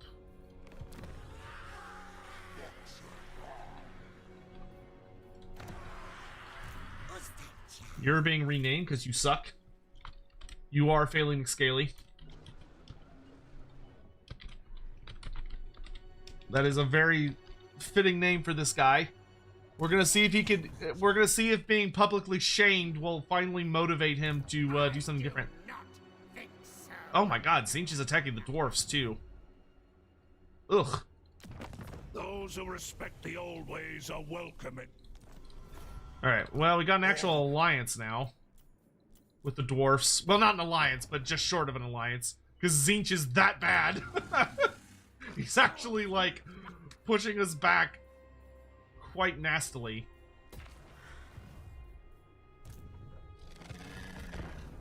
Hey, Hugh, what's up? Witch hunters? Witch hunters. Do I think KFC or McDonald's might get Warhammer toys as a promo for the TV series? That would be hilarious, but if that show, that rumored show that Cavill's gonna make ever actually comes to fruition, then that would not surprise me. Though it would be very funny to imagine how salty Games Workshop would be about another company selling plastic toys of their IP. I could actually see that being something that genuinely would deeply bother Games Workshop, which would be very funny.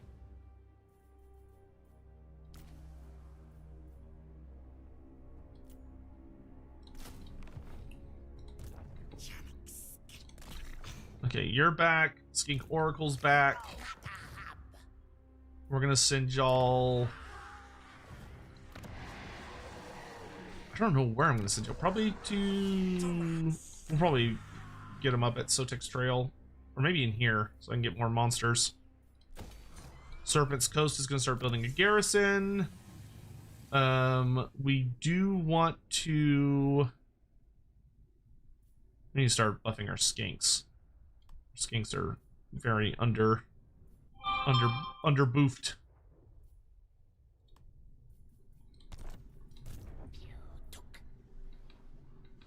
Oh great, more Skaven just took up residence there. Well, I'm not at war with those Skaven, so what, I don't care.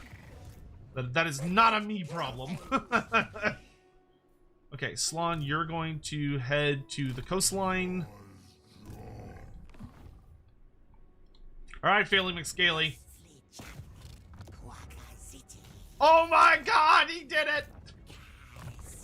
The crazy son of a bitch did it. Actually, you know what? We're gonna give him the blessing of Tlaxcodal. So now if he ever critically fails again, he comes back in 2 turns instead of 4 turns. Good God. Alright.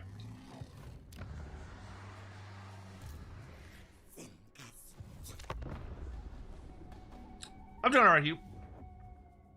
Sotek, I have a silly question. If tomorrow you have to go fight vampires, would I rather have Gor-rok or Kroq-Gar? Kroq-Gar. I would much rather have Kroq-Gar by a billion miles.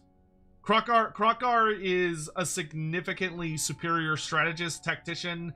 He's a far more skilled fighter, and the equipment he's wielding would allow him to absolutely obliterate vampires. Gor-rok is a incredible, like, Gor-rok is like a perfect version of, like, you're sitting there and you see a vampire across the way, and you're like, oh, that one guy over there needs to die. And that's when you would turn and look at Gor-rok and say, hey, Gor-rok, go kill that guy. And Gor-rok would go, "Rrr," and he'd go over there and absolutely beat that vampire into the fucking ground. Kroq-Gar is the guy you want issuing orders, developing strategies, doing complex maneuvers, and, like, actually handling your army. Gor-rok is the big meathead that is issued orders by someone that actually knows what's going on.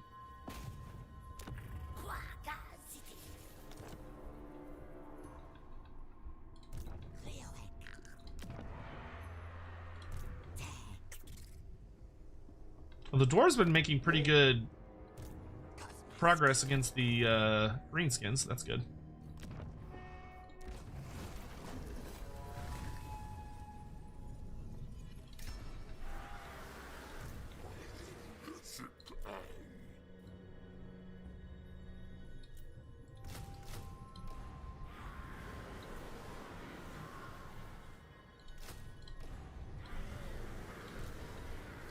Alright, once this guy gets these last 2 units, I think I'll send... We might disband this Slaanesh for right now. Yeah, I think we are going to do that. I think we're going to have this Slaanesh take a quick nap. Because... yeah. I need the extra income to run the other armies I'm running at the moment. He'll be back, worry not. He just needs to sit out for a little bit.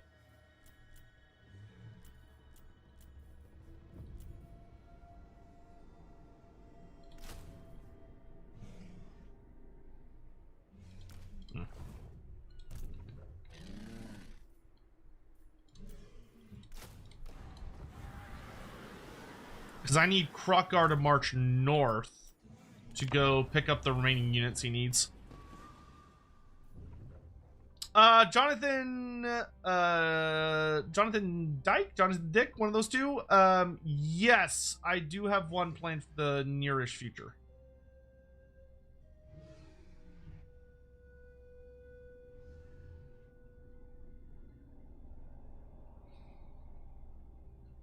Yeah, Gor-rok's a big guy. I mean, Gor-rok is bigger than Kroq-Gar, allegedly.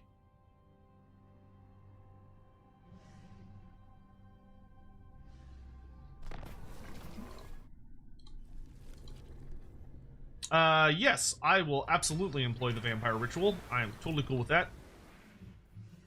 I am not dealing with severe vampire problems, so that is fine with me. Alright, you're marching off north. And you, Mr. Kroq-Gar, are going to go pick up, is your army good enough to do it? I hope it is. I think it is.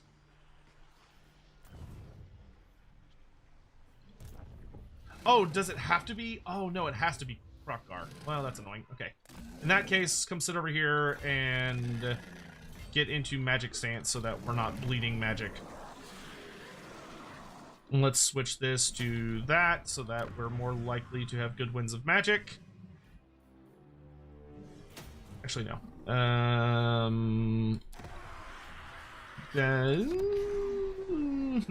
Decisions. How much do I need for this? 4K.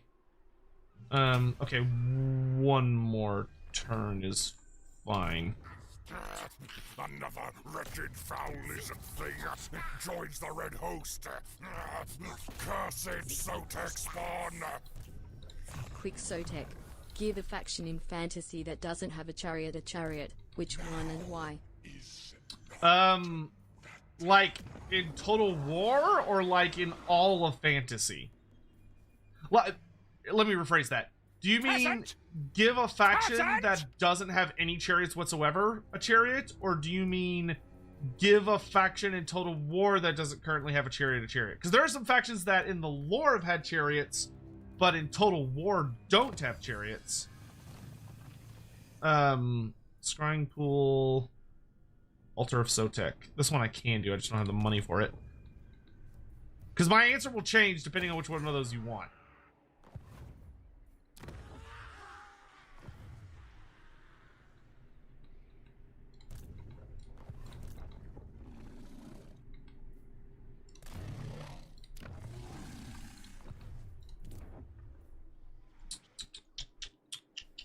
For right now, yeah, save my money.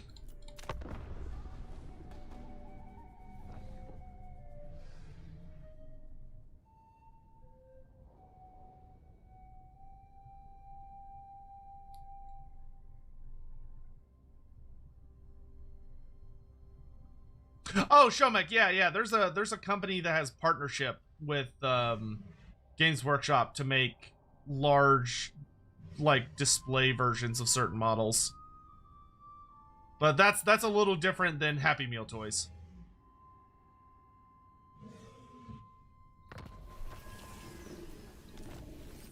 Oh, he just wounded my good Sora Scarvet. That's not very nice.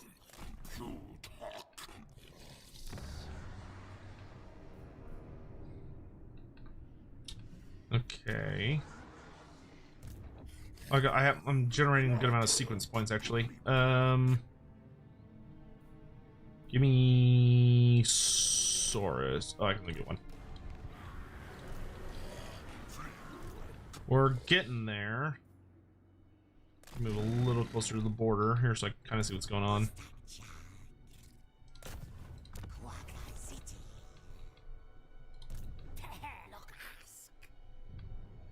Assuming Queek controls Lamia. Serpent Coast, let's do this to improve revenue.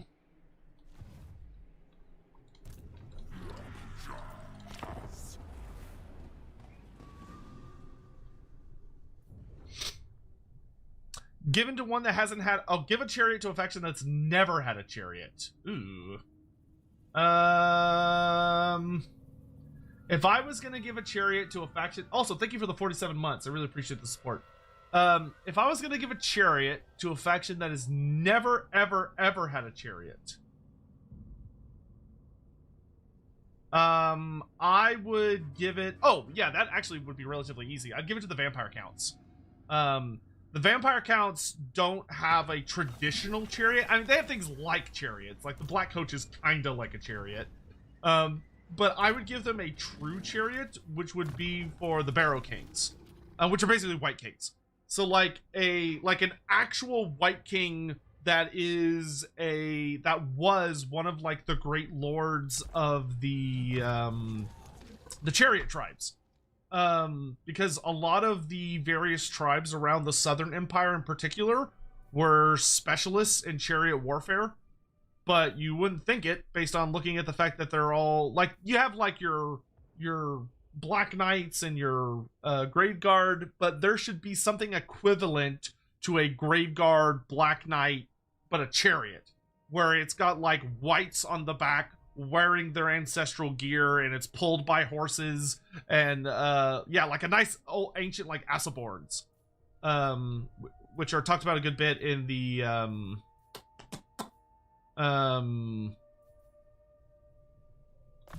old man,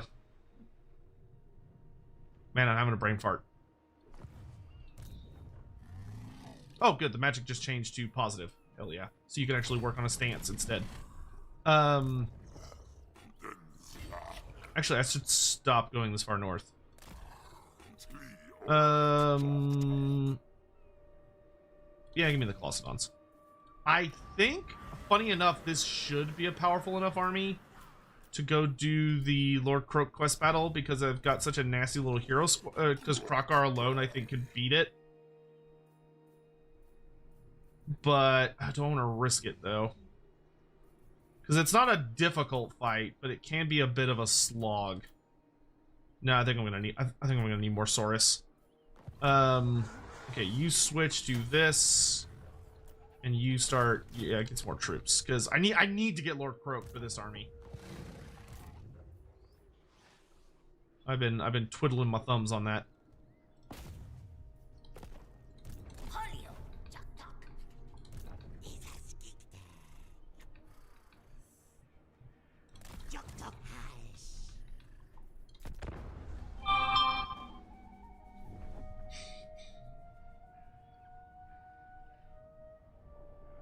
There's another multiverse for the DC. I could not care less. I'm gonna be honest.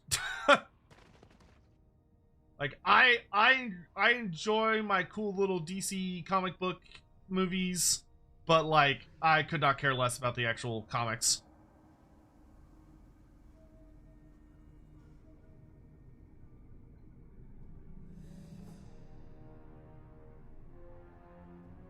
Yeah, like imagine Krell on like a big chariot. That'd be fun.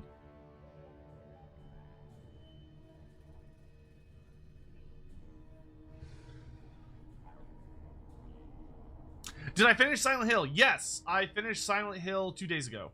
So Silent Hill 2 is done. Oh my god, they're wounding all my heroes. This sucks. Oh, how dare the AI use the mechanics of the game against me? How dare they? Let's get our Kroq-Gars to get innate zeal. Okay, Kroq-Gar, you need to go get... I need you to go get Papa Toad. This is gonna be a hard fight, but it should be doable. Why do chariots have to be so impractical? They have so much aura. The only... we're missing a couple of chariots in Total War still. Like, we're missing... if they wanted to do everything, we're missing the Khorne chariot from the Storm of Chaos, which is a demon chariot that's crewed by bloodletters and pulled by a juggernaut, which would actually make a really cool elite tier chariot for Khorne. We're also missing the Wood Elf chariot, which is called a meadow chariot, which is primarily used by the Wood Elves in the south of Ethelloren, where there's not a shitload of trees. So we're missing that one.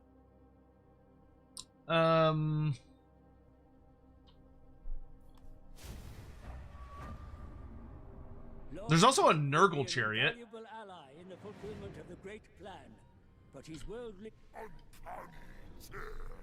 Wonder if I should fight this one the traditional way.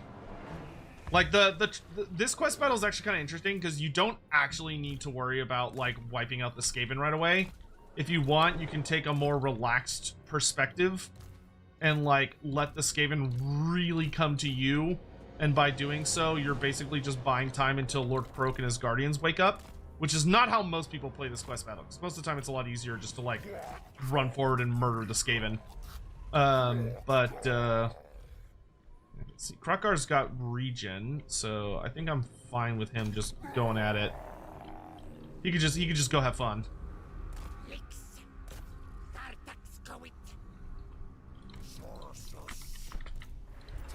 Yeah, I think I'm fine fighting here-ish.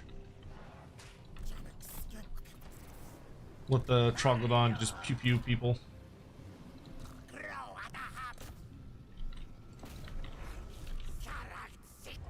Kroq-Gar's busy eating people.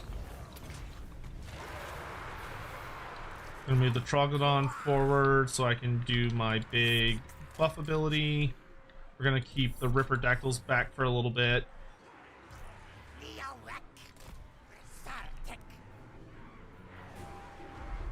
Primeval Roar! Okay, go ahead and dive in on them while they're distracted. Horned ones, let's thread the gap.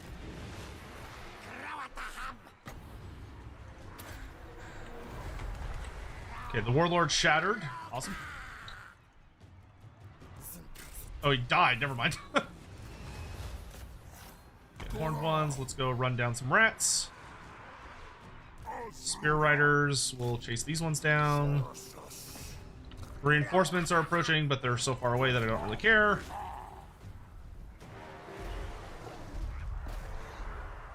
Hey, great charges, boys. Looking good, looking good. Alright, we'll just run down a bunch of enemies.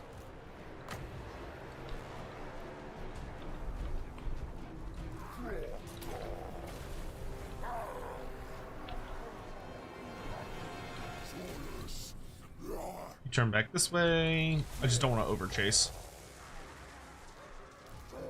Okay, Saurus. Back here.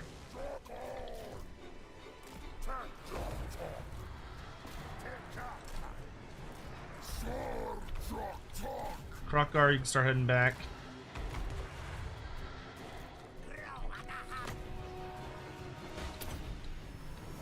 Do a little bit of healing.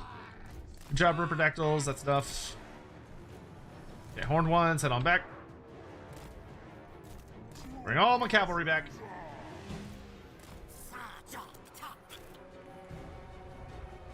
Is that a summoned unit? No, it's a normal unit. Kill them.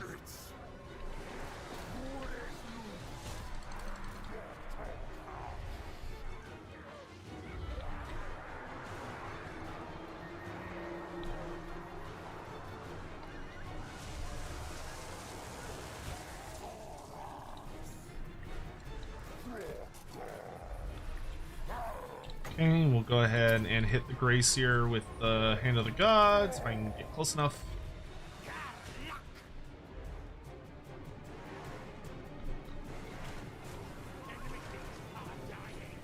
There we go. Boom. Reform the line. Alright. Saurus, go ahead.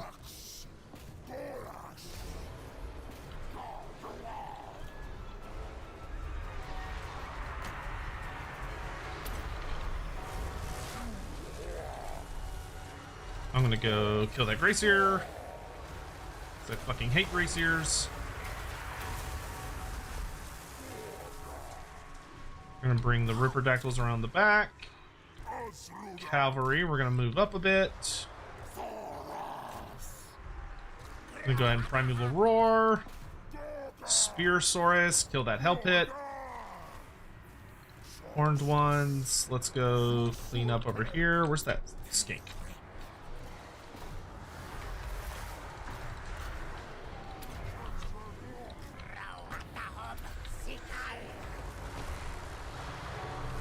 Alright, this is like the larger army threat, so let's go ahead and drop a comet. Pull the all back just a smidge.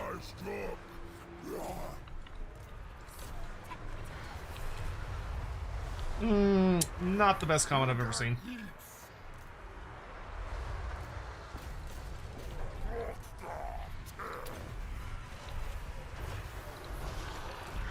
Pull you back a bit. We'll drop one of these.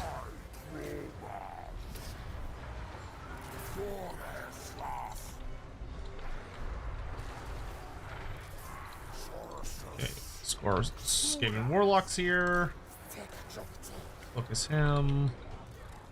If you could turn around and spit at these nerds.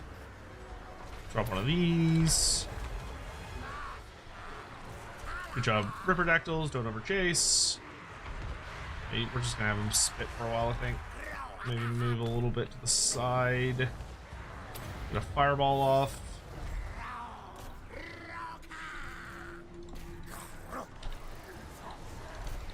Run his ass down.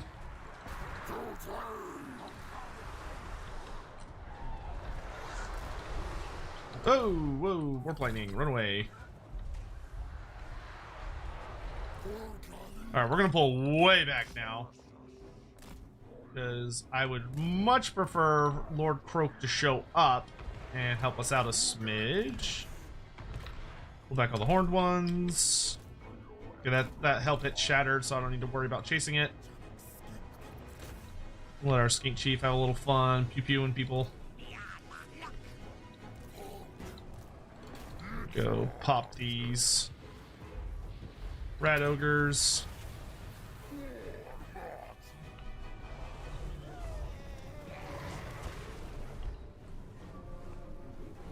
What turn are we on? Like 85, I think? Give or take?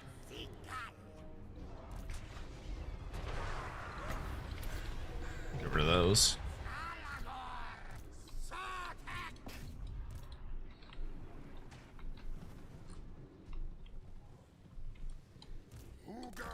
Good job, boys. Ripperdactyls, we're gonna go around the side so we can take out the war machines. Once things sort of begin in earnest. Absolutely not. I'm gonna go bully these assholes.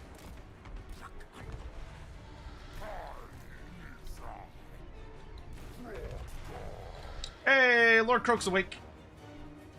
I don't know what direction he's gonna come from, because that changes depending on the build.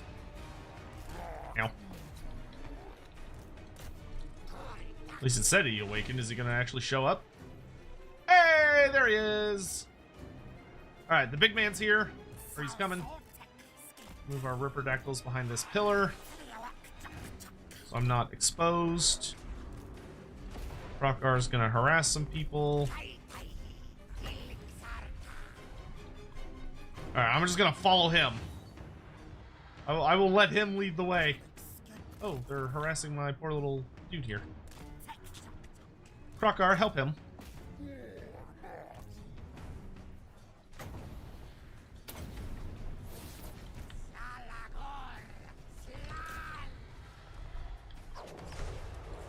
We are a no bullying the Skink Chief household.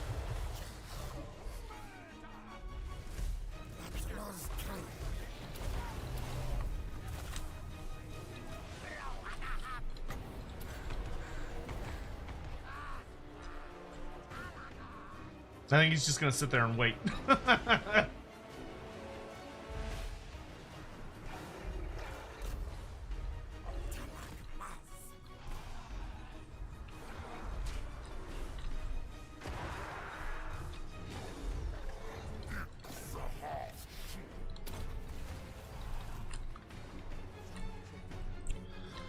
Well, I guess we'll have to deal with it ourselves. All right, Saurus, let's go.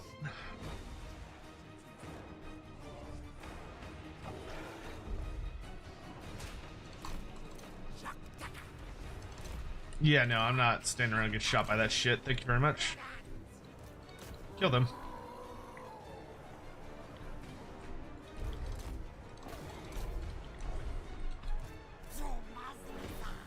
That warlock master is about to have such a bad time.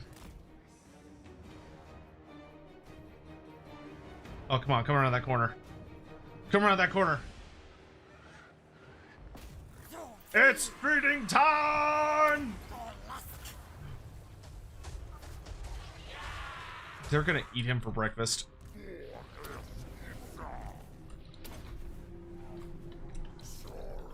Alright, Saurus, you're up. Troglodyte, you can head this way. Cavalry, let's go around the flank. Kroq-Gar is just gonna start plowing through shit. That man's getting eaten alive. It's feeding time for the babies. Okay, you take out those Giselles. You take out those Giselles. Kroq-Gar, let's see if we can't get a shot on something here. Actually, you know what? I'd rather kill the Rattling guns.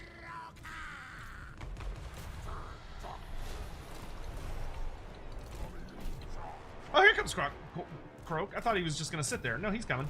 He's coming. He was just taking a second.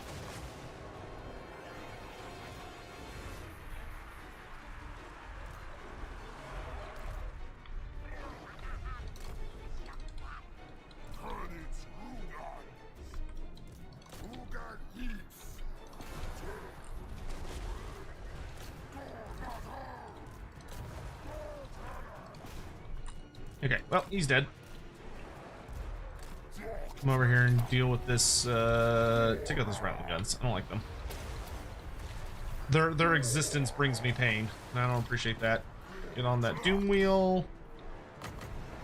Go ahead and let's drop a heal here. Shut that down. X100. So what's the deal with relic priests? Can Lord Kroak communicate others or lead the Lizardmen, or is he just an automaton weapon? If he can communicate, why can't he tell the Lizardmen the great plan himself or lead them when Mazda naps? If he cannot, why can't he suddenly lead the Lizardmen during the entire... Okay, so... This one's a bit of a doozy. So according to what lore we have about the relic priests, they are not capable of just like talking to everybody. Like they can't just have a casual conversation where they explain what's going on or like what the great plan is or any of the other stuff. Definitely in fantasy. In fantasy, it is 100% the case that the relic priests, the relic priests are not dead, but they cannot communicate through like normal means. The way that they're able to talk is basically that they kind of form these like psychic connections with individuals, and through these psychic connections they're kind of able to, they're implied to be able to like communicate concepts and ideas but not talk. So it'd be more like a really bizarre, almost religious experience where Lord Kroak would basically like fill your head full of a bunch of crazy imagery and ideas and concepts that you would then have to try and pick apart to understand what he's telling you.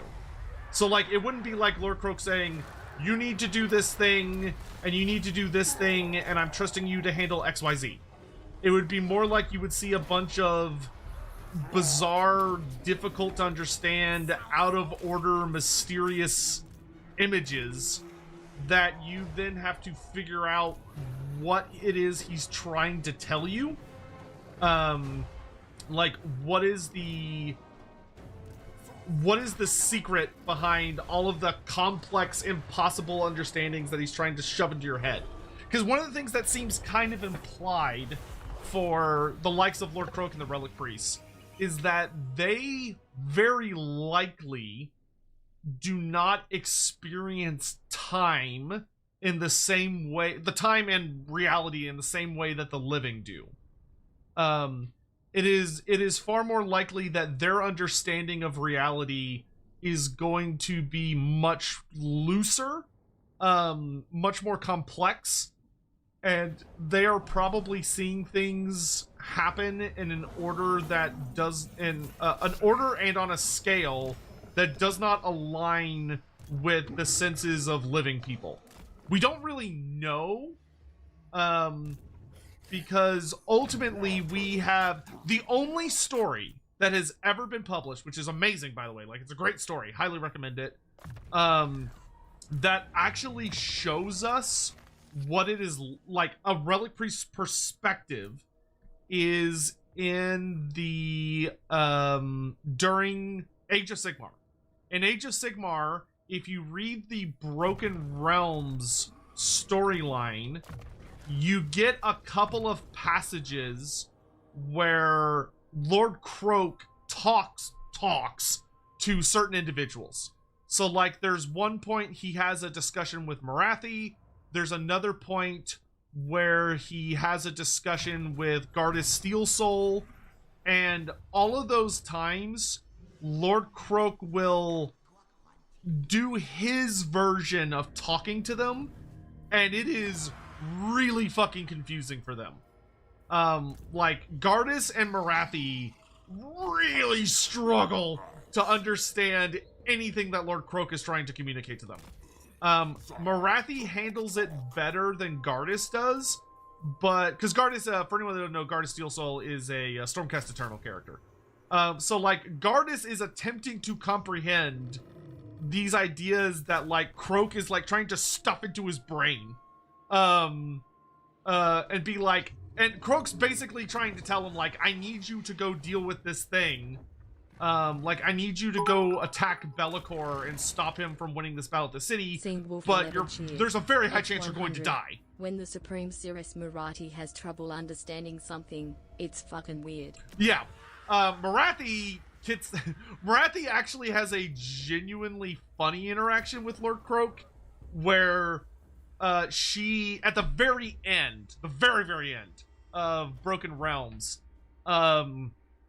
she shows up to the siege of the city of Excelsis, where Kragnos, the earthquake god, who is the only active god of destruction that we know of, Kragnos basically wakes up, sees Excelsis, decides that he's pissed off and that Excelsis is going to suffer because he's pissed off. And he basically runs over to destroy the city of Excelsis, and nothing can stop him. But Lord Kroak shows up because Lord Kroak is the one that sealed him away like thousands and thousands, if not millions of years ago. And Lord Kroak is attempting to defeat Kragnos, but Kragnos has this fucking shield that makes him immune to most forms of magic. So Lord Kroak's kind of having a hard time killing him. And Morathi shows up, and the funniest thing about it is Morathi, like, tries to do this bit where, like, she's trying to, like, she's trying to get, like, style points. So she shows up and is, like, tries to impress Lord Kroak or be like, oh, because she recognizes him. She knew of him, in the world that was. So she shows up and she tries to be all cool and suave and is like, oh, need some help or whatever. And Lord Kroak just kind of like looks at her. He just sort of looks at her just like, ugh. And then they coordinate their spells together. But it's this funny part of Morathi thinking that she's gonna have this like in-depth cloak and dagger conversation with Kroak, and instead he's just like, no. Like, just no, I'm not doing that. I'm not dealing with this. Like, I'm not playing games with this woman. Kornshima, lore fact about Lizardmen you think not a lot of people know. A lore fact about Lizardmen that a lot of people might not know. That's a tricky one. I would probably say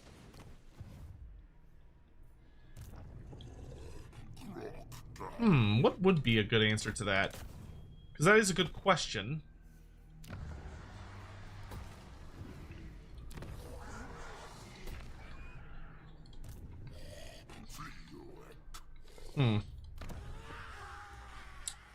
I would probably say something like actually, you know what? I'd rather have alignment of order.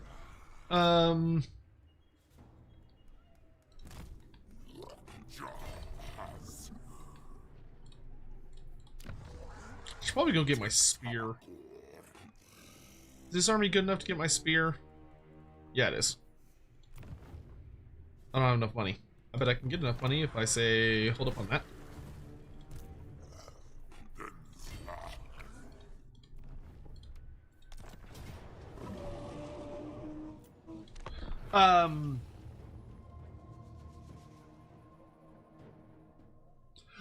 You know what? Actually, a good one is most people don't know that until very recently in Warhammer Fantasy's timeline, the chameleon skinks were believed to have been extinct. If they were gonna make the old world canonically accurate, chameleon skinks should be incredibly rare during the time of the old world. Because the chameleon skinks did not start spawning in large numbers until the return of Oxiodal. And Oxiodal did not return until fairly recently, by like the 8th edition timeline. So like during the era of the old world, which is 200 years earlier, Oxiodal had not come back yet. He was still on his journey from the realm of chaos to Lustria. So if they were going to make the Lizardmen army list accurate, chameleon skinks should be like a 0-1 unit. Like you can only take one per army. 1 unit per army, or they should be like a rare choice instead of a special choice. Which is something not a lot of people necessarily know.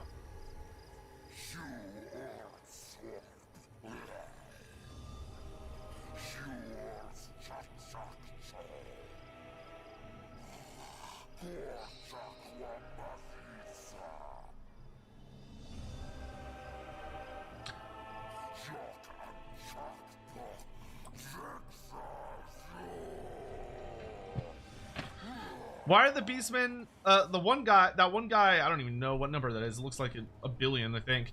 I'll just simply say big number asks, why are the Lizardmen, or why are the Beastmen so low on the Chaos Totem pole? Never made sense to me that a lowly Marauder or Chaos Cultist is higher than a normie Gor, but even Centaurs and Minotaurs are really dangerous, should be on chosen level. Okay, so the full answer to this question basically is that, so okay, there's a difference between regular Beastmen and like exalted, what I would almost call like exalted types of Beastmen, being like your Minotaurs. Minotaurs are deeply prized by the Chaos Powers, because Minotaurs are often given the job of being sacred guardians of sites of great importance to the Dark Gods. So like your great herdstones, or your ritual sites to various gods, or the monoliths dedicated to champions of the various gods. Those are all locations that tend to be watched over by Minotaurs, as opposed to like some champion or whatever. Oh, you're all bunched up there. It would be a shame if someone dropped a fucking comment on your heads. But don't move. Stay right there. Stay right there. Don't move. Don't move. Oh, that's so good. It's like orgasm inducing when you get a good comment. It's such a good feeling, dude. My poor Saurus. They're like, we'll get there eventually.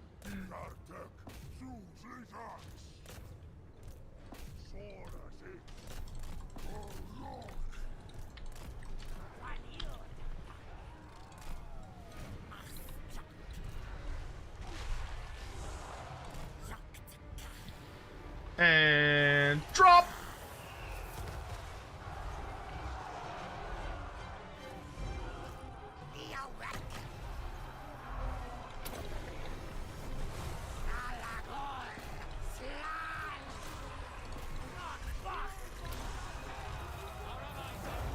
Oh, nice. Kroq-Gar found the boss, so I'll deal with her.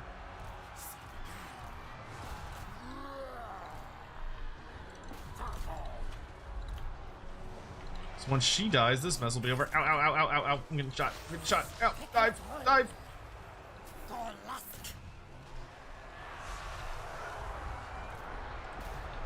Now, kill the little lady.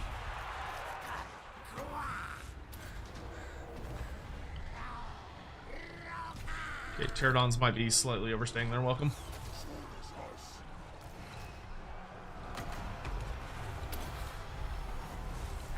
Up we get. Troglodon, let's shut this thing down. Pterodons, let's depart. Okay, she's dead. That's all we needed. So when Oxyotl came back, the spawning pools just kind of rebooted and started pouring out chameleon skinks. That appears to have been the case. His return corresponded with a sudden spawning of lots and lots of chameleon skinks. Because one of the only places that used to spawn lots of chameleon skinks was the city of Axolotl, but it was destroyed during the Cataclysm. And supposedly, it has secret hidden spawning pools that even thousands of years later were still spawning chameleon skinks. But it was the only place spawning chameleon skinks. But when Oxyotl returned, suddenly chameleon skinks started spawning all over the fucking place. Which was very mysterious and fascinating. And the Slaanesh were just kind of like, oh, okay, I guess this is just happening now.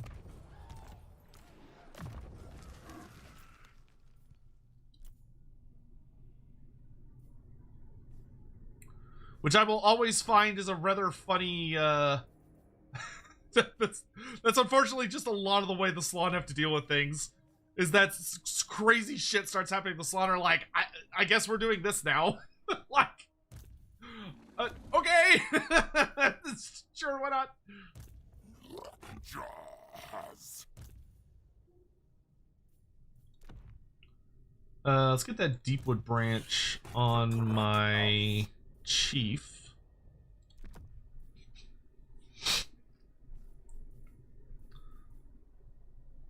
Poor Slann. They really do have like the ultimate situation of people are like, oh, well, we don't have to worry about anything because the Slann know what's going on, and the Slann are like, yeah, totally. You know, we're doing our best.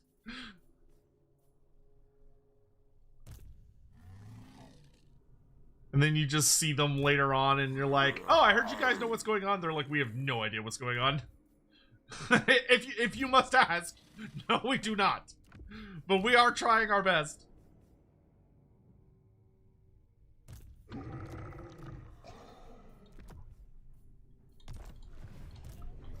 Good job, Kroq-Gar. All right, now that you're here, I want a Rev Crystal and a Ark of Sotek. That way our army is like nice and powerful. Let's get this so that y'all they can be max this high rank as possible. Maybe Oxiodal will be fighting the Naga. I mean, that could happen, genuinely. We know for a fact that, well, according to Oxiodal's story, which of course GW could retcon, but I hope they don't. But according to the lore, Oxiodal did pass through the Lost City of the Old Ones. And the Lost City of the Old Ones is in Koresh. So he did pass through the jungles of Koresh at some point during his journey. Which is absolutely insane. And also very impressive. But Oxiodal is fucking Rambo, as we all know. So I'm sure he would see I'm sure he would find the jungles of Koresh to... I mean, when you've been training yourself on the realm of chaos, I'm sure the jungles of Koresh are a very whatever, who cares? Is this a plague guy? No, it's an earthquake guy. Ugh, that's spooky, I don't like that.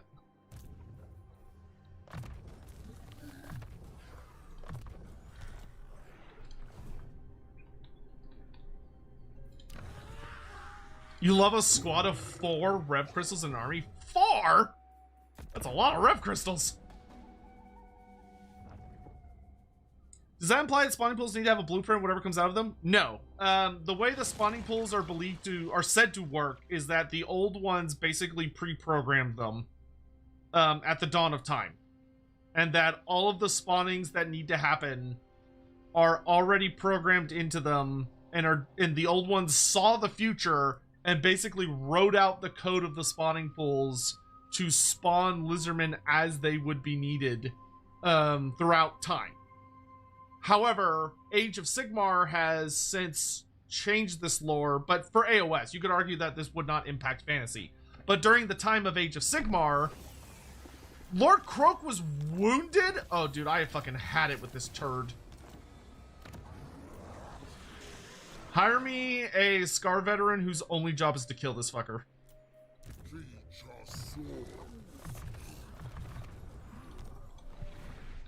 How looting Lord Kroak? That's illegal.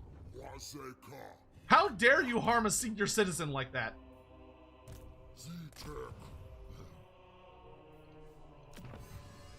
How dare you?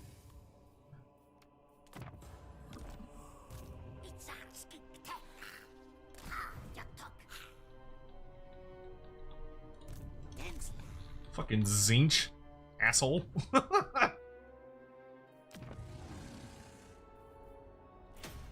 Yeah, I think we're gonna be switching to alignments of actually let's go mainly alignments of monuments to speed up our research. Though we're gonna stay alignment of order down here to deal with the oncoming Tzeentch garbage. Okay, you're gonna start falling back a bit because I don't want to fight them at the Cavern of Sotek. I want to fight them at the... I don't want to fight them at the Temple of Gold either, actually. I probably want to fall back to... Oh no, I do want to fight them at the Caverns of Sotek. Never mind. Because the Caverns of Sotek has a full tier garrison. So that'll actually be like a battle. But once Kroq-Gar has these two, he'll be ready to march south with all haste. and we can start taking the fight to the enemy.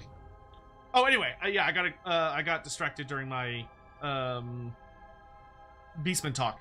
So, the regular Beastmen, the thing you need to understand about the powers of chaos, the Dark Gods, is that the Dark Gods do not give a damn about power.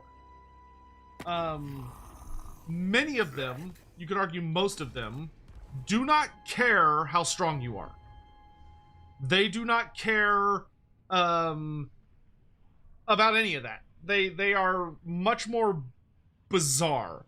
But what they do very much care about is whether or not they own you. And the thing about the Beastmen, according to a lot of the lore we have written, is that the Beastmen ultimately,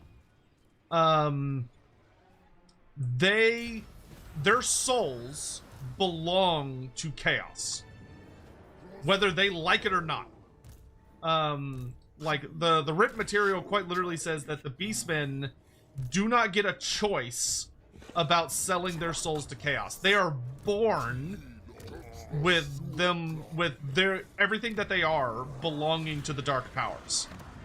Once again, this could be propaganda, but the Beastmen themselves seem to believe it.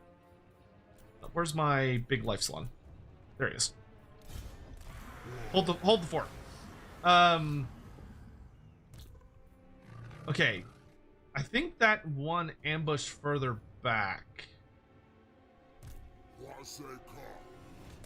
Kill that dude. Yes! Good job! What a good Sword Scarvet you are. I don't think I want to attack this guy, because I think his ambushing buddy is like right behind him, but he's in march stance. I'm so tempted. I could wreck this army, I'm pretty sure. I don't have any magic though, which is a little spooky. Because I'd have Vanguard deployment, but only with like certain parts of my army. Nah, it's gonna be better to hold up. It's gonna be better to hold up inside. Wait for let the full garrison help me out. Because with the garrison, I get an extra unit of pterodons and quite a bit more reinforcements, and I'll also have a settlement battle, which will be much easier for me to defend.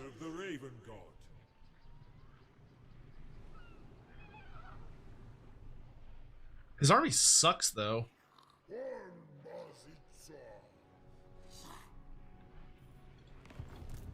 And if I pop him, that might force him to fall back.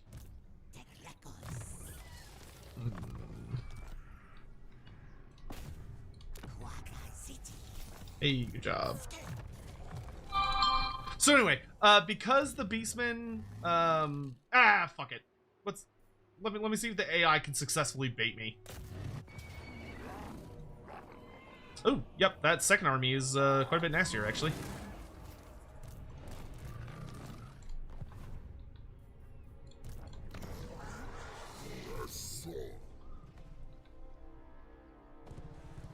Now see, interesting enough, the only mistake the AI made there compared to a human player is that a human player would have put the deployed ambush army in front of the march army to try and lure the AI into being ambushed, which is interesting. Alright, we're gonna do our best to hold the line here. Do all the Everchosen have to obtain the same gifts? No. Only Archaon did that. So the becoming an Everchosen, the only thing you need to be the Everchosen is the crown of the Everchosen. That's it. So you have to be cool enough, powerful enough, whatever. What's your relationship with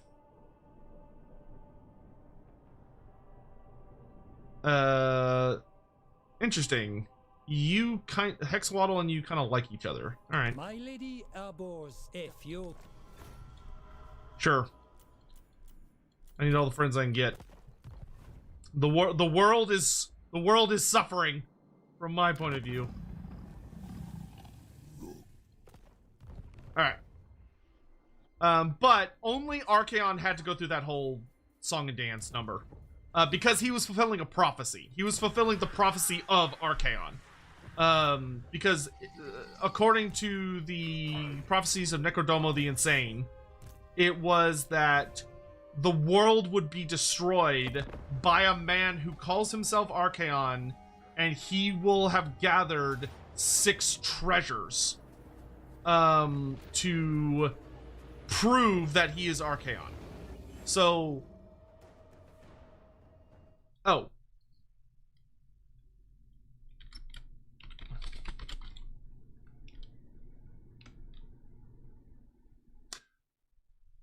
Did y'all just have daylight? Wait, did daylight savings just happen?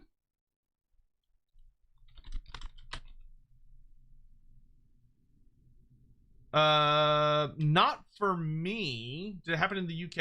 I think it happened in the UK. I think you just had daylight savings. So your time is different now. But we can... Yeah, okay, yeah, it is. So you... Yes, it is.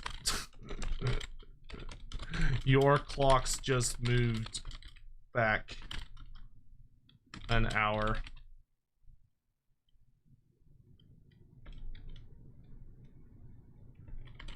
Because I have it set up for the usual time according to my clocks.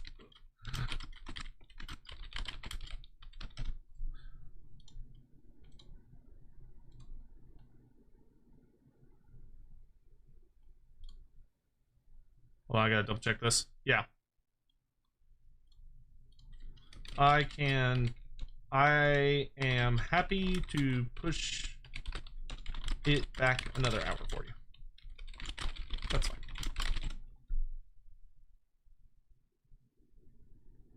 Okay.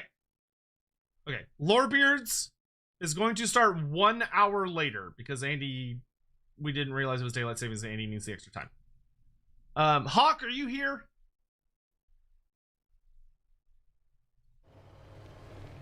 Because if Hawk is here, I can get him to put out an announcement. Hey, I'm just lurking. Just bought the game. Want to see some gameplay? Well, Tom Hammer, welcome. I hope you're having a great day. I'm just playing some Lizardmen. But if you got any questions about the game, feel free to ask. We've got a big settlement battle here, though I feel pretty confident we're gonna win this. Ooh, that is a nasty Air Force, though. So he's got the Knights of Immolation, a regular unit of Doom Knights, 2 Changebringers, and a Burning Chariot. What is that? What is this fucking, like, air horde? Hawk's not here. Okay, great. Cool. I'll do it myself then. Like a grown adult. Yeah, that's cool. I shall make announcements right now.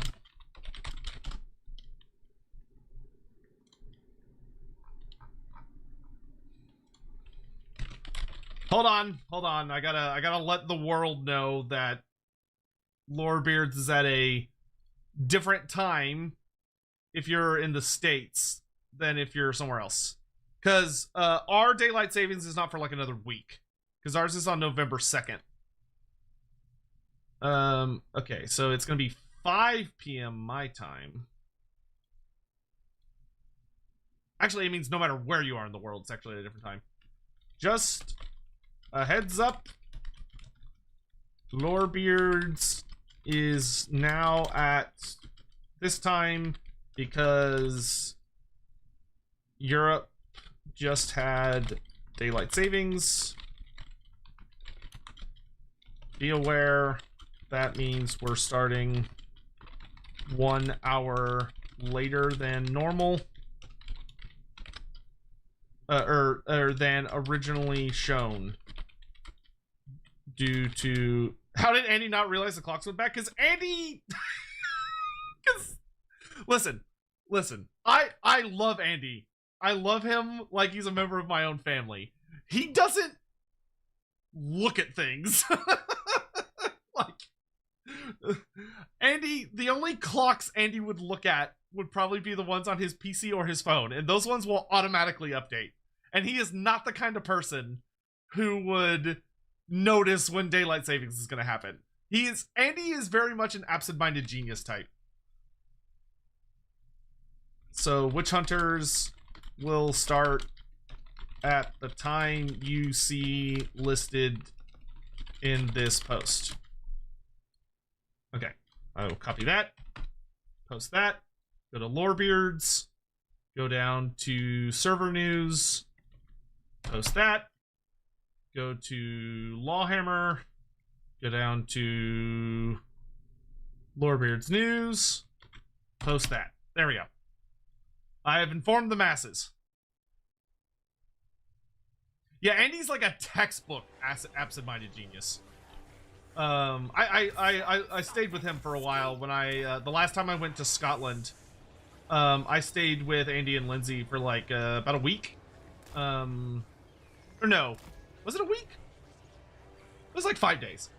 And my God, he's an absent-minded genius. It's silly how much of an absent-minded genius he is. X100. Are there any units you've slept on and then used and gone holy shit? Changebringers were that unit for me my Kairos campaign. They can destroy tightly packed elite units in like 2 volleys. Yeah, I would say a unit that like, yes, there are several units in the game that every once in a while I'll be playing and be like, oh my God, I forgot these were like amazing. The big one for me is probably, how do I want to do this? I think we're going to focus mainly on defending these 2 sides, and we're going to ignore this 3rd army until they get closer. But we really need to pop this. This needs to die. This is like all the horrible shits over here. So I think we're going to mostly focus on letting him get close enough that all my shooting units can focus on killing the flyers. Meanwhile, I will have a ground force that defends the stairs. Because like my Kroq-Gars will make absolute mincemeat out of most of this army. Like between their magic attacks and everything else, they will utterly obliterate this mess. But we gotta deal with the flyers first. The flyers are gonna be problematic. These guys don't have flyers, so I can just have a pretty casual little army. We can just have the Star Chamber Guardians, the Scarvet, hold off this side. They don't have anything except for an Exalted Flamer, which is easy enough to deal with. Especially because he's not going to have a good line of sight to shoot for a hot minute. So we'll put some extra Kroq-Gars over here to help out. We'll put the General over here to help out. Actually, no, I'm going to have my General on this side. Because I might need him to kill the enemy General.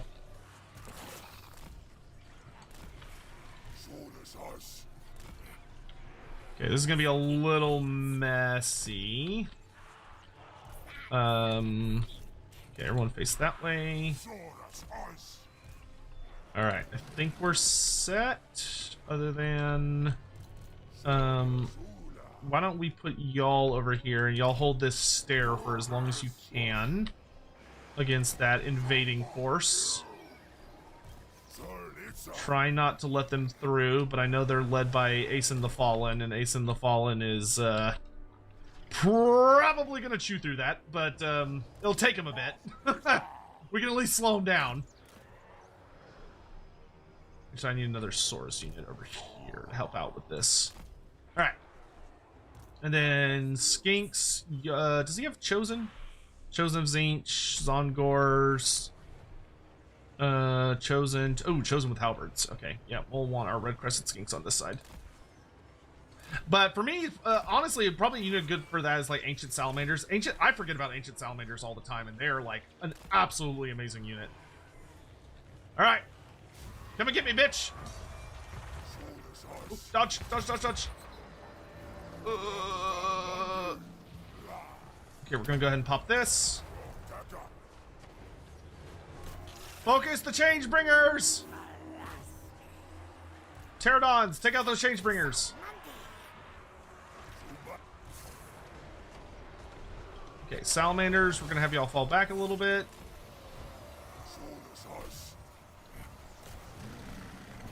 Oh, that charge really fucking hurt, actually. Kick their asses! We're gonna get the salamanders back to a safe distance. Ow, ow, ow, ow, ow, ow, ow, ow. Y'all start heading downstairs. Gonna pop this on you. Oh, my pterodon. What the fuck got my pterodons? Okay, y'all focus the burning chariot. Ooh, this is gonna be very painful for a bit. How are things going on this end? Oh, he's shooting up the stairs. That's very rude. Charge! Charge! Okay, if I can get my Scarvet to get through them and get on the Exalted, he could shut them down. Okay, y'all are back. Head back this way. Oh, it's the fucking Soul Grinder, I think, that's killing all my Pterodons. Okay, we've almost killed all the flying knight dudes. Burning Chariot's almost down. This Changebringer should not be beating my Pterodons in combat, I'm pretty sure. Hey, good job. Alright. Y'all focus them next. Javelins, focus the Changebringers. Okay, we won this big fight. Awesome. Let's go.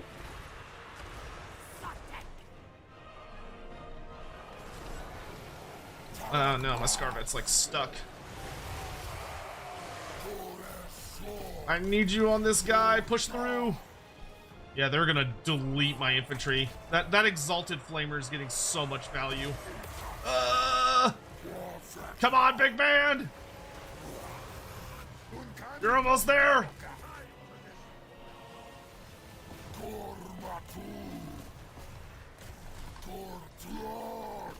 Come here, you little shit!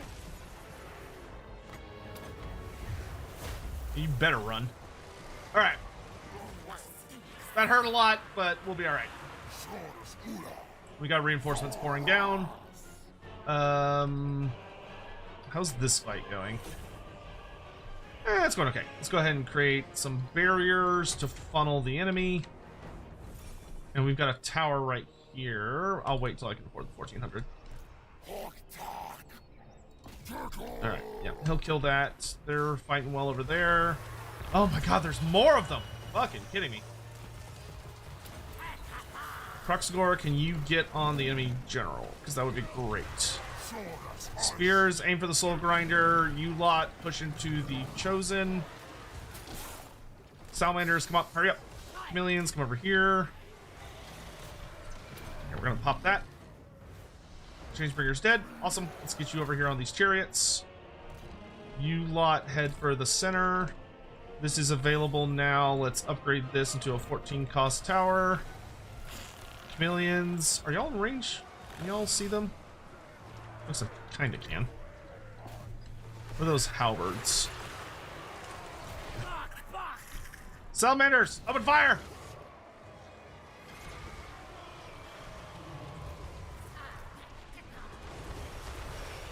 Thank God for salamanders, dude.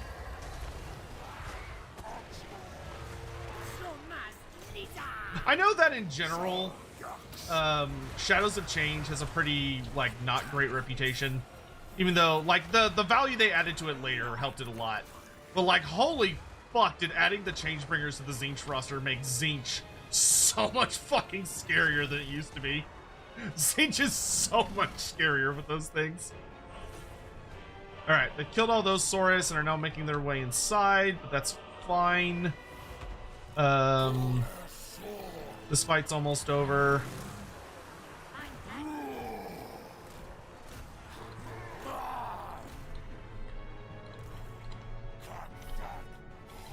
Kroq-Gars, can y'all come help mop up these Chosen?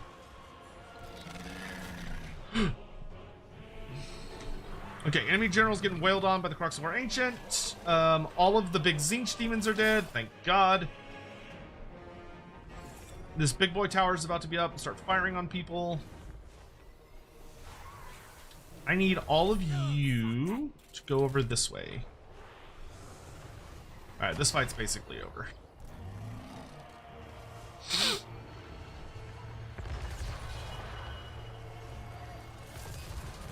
Oh, that's so painful, dude.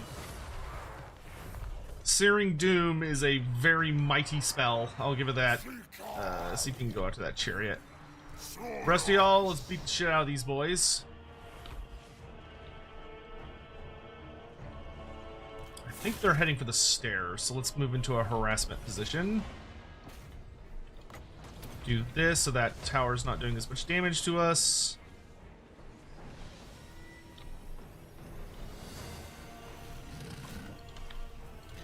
Pop monster strength.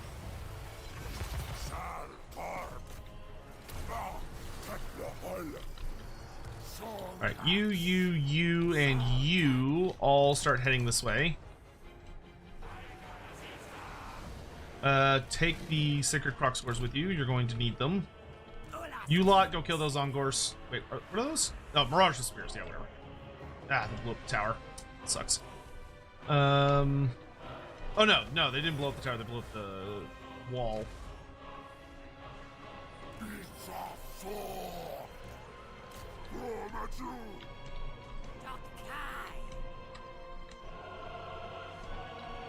Alright. Enemy general is shattered.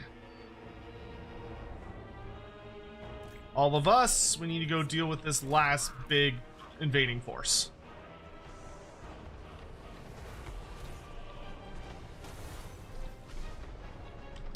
Salamanders, I need y'all to come this way, because Ace and the Fallen's going around the front.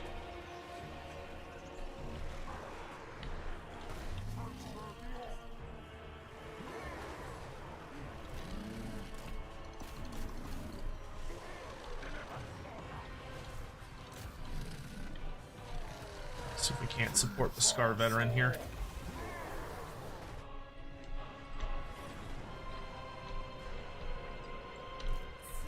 Get to those demons!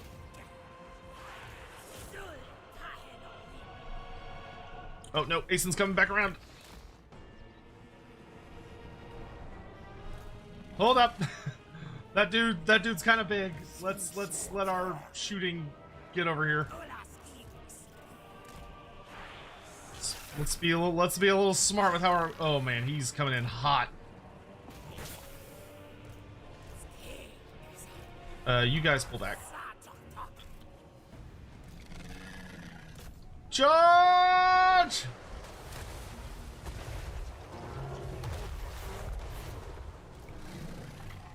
Hold back.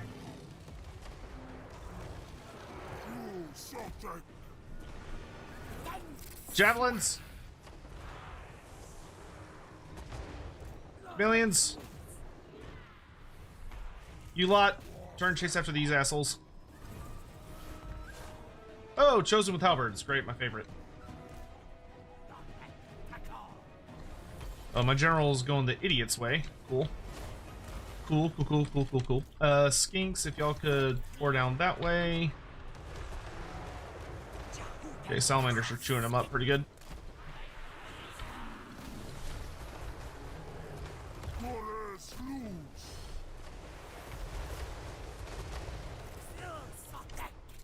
Need y'all to go that way. Alright, Ace and the Fallen is dead. Good stuff. We're gonna go this way. Skinks, get on the demons. Kroak-Gars, go over here. Saurus, I need you on the Chosen. Star Trooper Guardians, I need you on them. I need you on them. Pop that on them to debuff. Skinks, let's hold up the Chosen a bit. Alright, everybody over here. Come this way.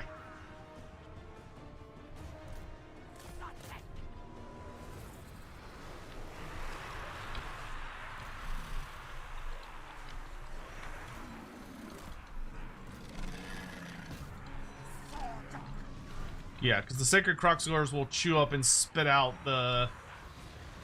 Them and the Star Chamber Guardians have magic attacks, so they'll chew through those demons like they're nothing. And then once the demons are dead, we can focus on the... Oh, the terrain's got a little buggy there. That's fun. I will make sure to save this replay so I can make a report about that. Oh good, they're breaking. Get them!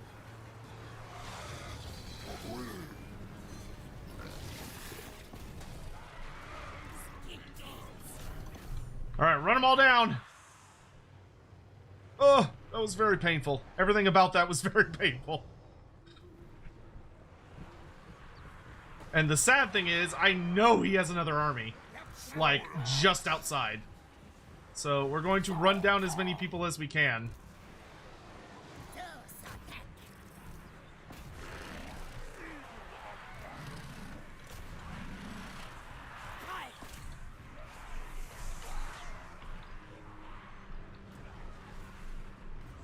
Especially the Chosen. If we can kill a bunch of the Chosen, that'll be really nice.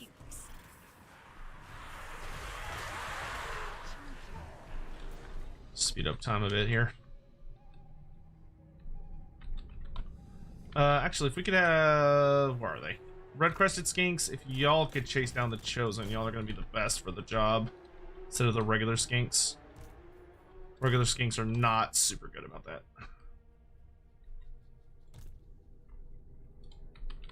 There we go. Oh yeah, red-crested skinks are mopping them up. Oh, you love to see it. They're fast and armor piercing. You can't ask for more.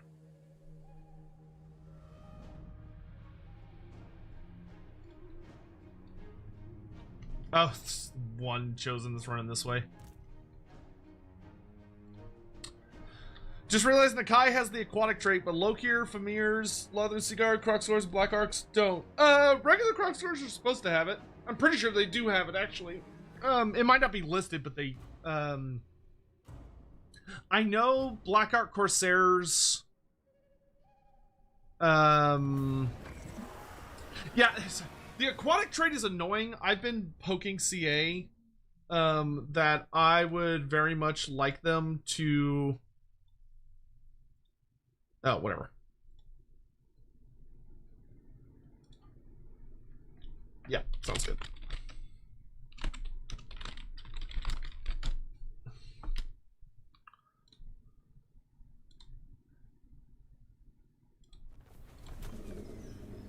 Okay, we're definitely gonna take the healing option because he's got a whole nother fucking army. Oh, there's a whole nother army. Does he at least have the lore of... Oh, good, he has the lore of Tzeentch. Okay. If that was another lore of metal caster, I was about to play like, oh! And he only has one unit. Hey, Stimpack! What are you doing? Hi! Hello. Me and Stimpack were just having a little discussion about, what we're gonna do for the Beastmen stream I'm gonna come do with her. Yeah, the aquatic trait is one of the things I've been bugging the devs to do and they haven't gotten around to doing yet. I hope they'll do it at some point. It's not like it doesn't need to happen like right now. But like one of the things I would very much like for them to do is change aquatic so that it shows up like Woodsman does. Because aquatic is one of the only traits in the game that doesn't actually show up. You're on your deathbed. You're not supposed to be in that. Why are you on your deathbed? What are you sick with? Everyone needs to send Stimpack your healing energy. She's too important to lose. She needs to be healed. She must live. She must. Okay, we're gonna pop. We're definitely gonna focus this flank first. And I think we're gonna charge down and be very aggressive about it. Because if I'm very aggressive, we should be able to get our salamanders in range of the Changebringers and kill them really, really fast. We just gotta watch out for the. We're just gonna send the full Kroq-Gar squad down here, and then we'll have the Star Chamber Guardians hold off the Chosen alongside these lads for the missile resistance. We're gonna use the Pterodons to harass the demons once the fight has started in earnest. And then over here, isn't there a bunch of like chariots and shit? Oh, it's Centaurs and chariots. Okay, never mind. I changed my mind. We're gonna put the Star Chamber Guardians and all of the Spearsaurus on this flank. We'll reinforce them with some skinks and javelins, though. Actually, you know what? We'll put the Pterodons on that flank as well to help with harass. There's Chosen over here, so we'll put red-crested skinks on this flank. Q_Golgunst cheered. X200. Who would be the best Warhammer fantasy characters to use in epic rap battles of history? So fun fact, a lot of people don't know about this, but you should check it out because it's really well made and actually quite funny. There is actually a rap battle video of Lord Kroak versus Teto Echo. It's actually really well made. And it's very cute. It's very cute. I would definitely recommend checking it out if you haven't yet, because it's just really fun.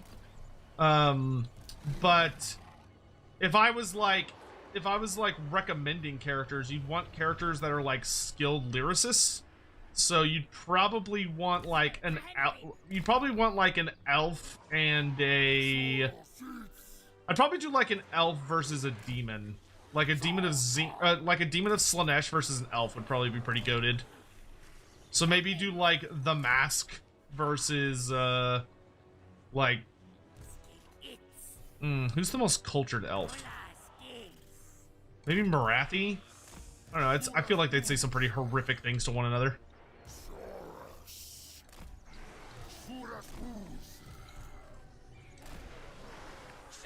Shameful display!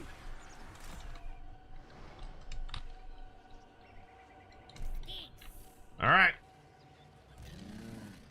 Kroq-Gar squad! Blitz, blitz, blitz, blitz, blitz, blitz, blitz!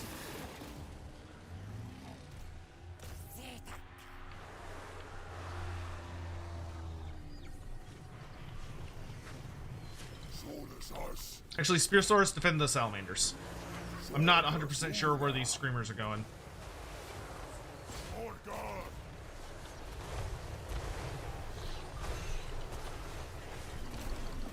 Okay, we need to get the Sacred Kroq-Gars into the demons, if possible.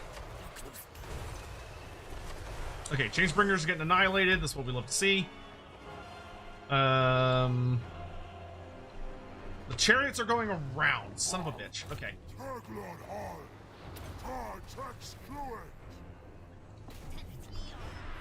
Pop that there. Flyers! Pursue. General, shut down that asshole. Okay, cool. Those are all dead. Move forward.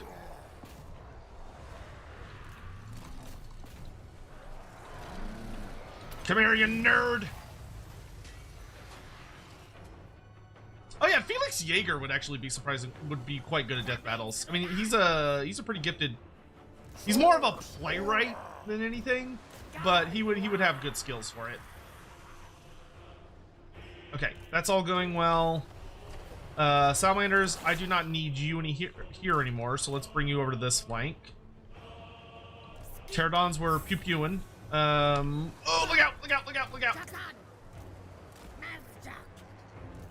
Yeah, I want to bring these ones over because I want to drop a bunch of rocks on this fight. I'm going to try and do it without getting destroyed here. Suck on this! Nice, good job.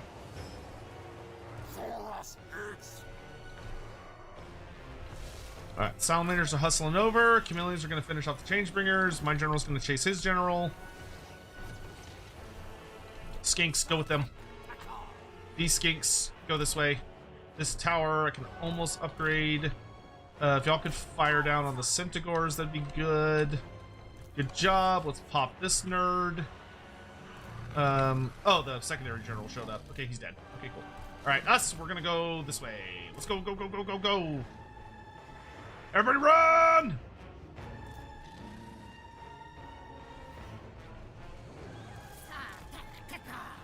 Thor, I don't know if Thorgrim would be a very good rapper. I think dwarves in general would kind of struggle with the concept of rapping because the dwarves would just get so fucking angry after like the first big diss that they would just start beating the shit out of their opponent. Which would kind of be like, that's a little against the rules. You know, you're not supposed to like reach across and start murdering your the person you're having the rap battle with, but I don't think dwarves would be very. I think some dwarves would be reasonable and be capable of rap battles. Thorgrim is not one of them. You something.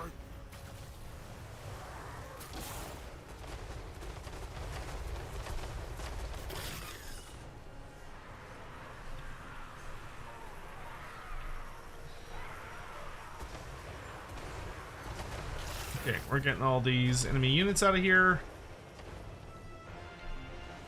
All my reinforcements are getting close.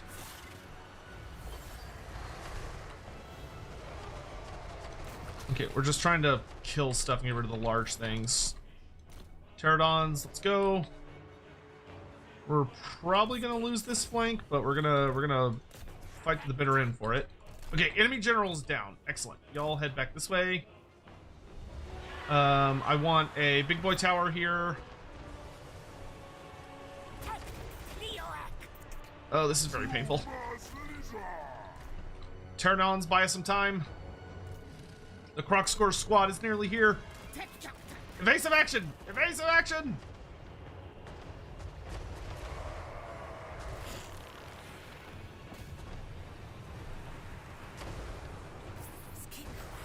Skinks, hold the line!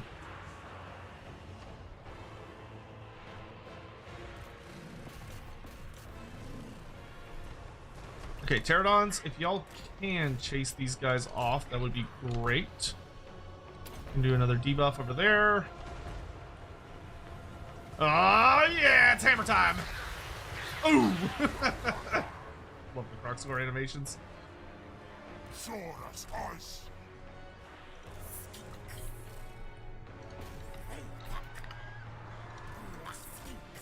Okay, regular Pterodons. Let's get some bomb dropping. Actually, let's drop bombs on the or drop rocks on the Chosen.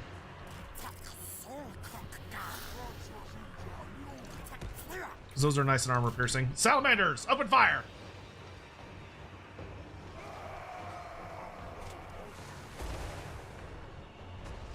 Oh, thank God we got army losses. Woo! That's a wrap, boys. Shut down those demons. All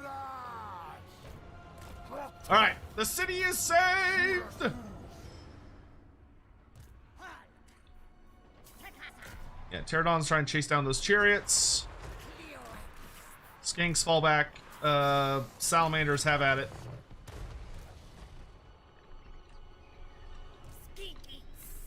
Holy lordy.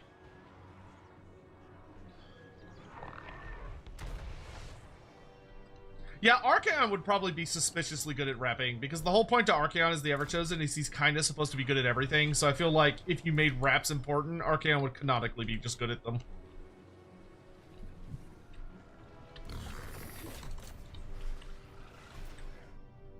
Alright, and the Salamanders are just going to eat their fill of the Chosen. We're going to get these swords out of the way, and the Chameleon Skinks are going to hunt down these Chosen. Because the less Chosen I have to deal with later, the happier I'll be.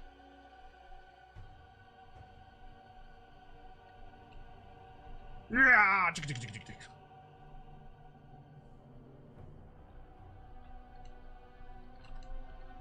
Alright. That's good, that's good. How did I win?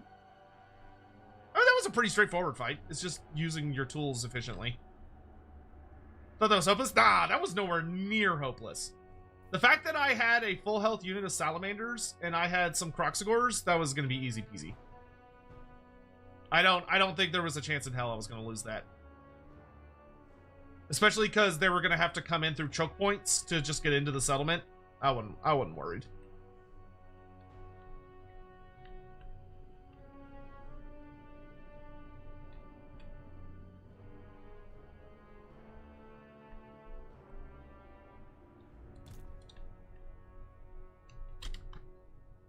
One unit of Salamanders goes a long way, I'll tell you that. Hey, Ollie, welcome to the stream. How you doing? Need to dip out soon for some Tzeentch Crusade? Well, have a good one. May your dice bless you, Yeti13.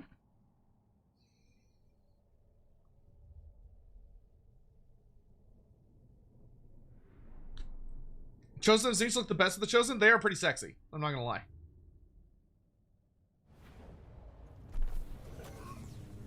Oh, so okay, so our temple guard died and all of our red crested skinks died.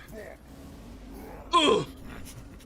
You bring token trinket to give to Throt. Yes, yes. Good, good. Oh, great. I accept More your Tzeentch offering armies, for just what I wanted. Clan.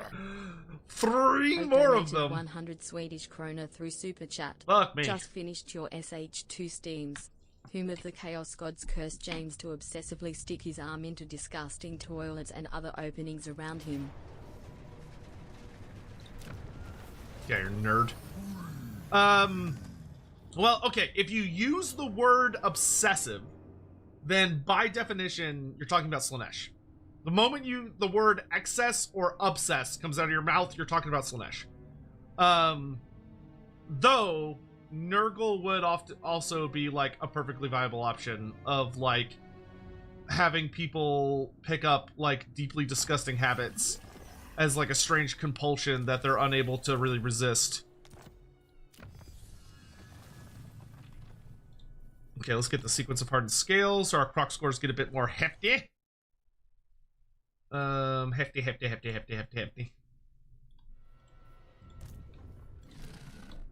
Alright, my Kroak score lord got 5 fucking levels from those fights. 5 levels! Alright, so we're gonna get Obdurate Until Death. That one's really good. Let's get Reptilian Resistance. Reptilian Instincts, Intimidating Bulk, and then we're gonna get, see, Agility of the Lizard would give me Missile Resist, but I think we can get away with just doing Blade Master and just beating the shit out of people. Yes, yes. Good, good. I accept your offering for Motor Clan. Aaron Lawton donated $5 through Super Chat. Is there a reason that Gor-rok gets Kroak at the start of the campaign? Also, what are the Lizardmen books to read, as they are my favorite faction? So, if you're... The reason that Gor-rok gets Lord Kroak at the start of his campaign is because he's the Itza faction. And Itza, which is the capital city of the Lizardmen, is where Lord Kroak is from. Like, that's his home. So... basically, the idea they went with is that that's the city that he's from canonically, so it would make sense that whoever is in charge of defending that city, which happens to be Gor-rok, should start the campaign with him, because they're, you know, it's his house, basically. So, and if you're fighting from his property, it would make sense that he would be inclined to join you, for that particular showdown, so to speak. Oh god, Kroq-Gar's almost here. So here's the question, is do we try and hold the city against the oncoming legions? The garrison is pretty wounded, and this army is going to be mostly at half strength. Or do we fall back, let the city fall, but then I have 2 armies that can kind of reliably turn around and start punishing. I mean, there's a chance we could win. It's not a very high chance, admittedly. I think it might be better to fall back. Especially because, when does Lord Kroak return? He returns in 2 turns. And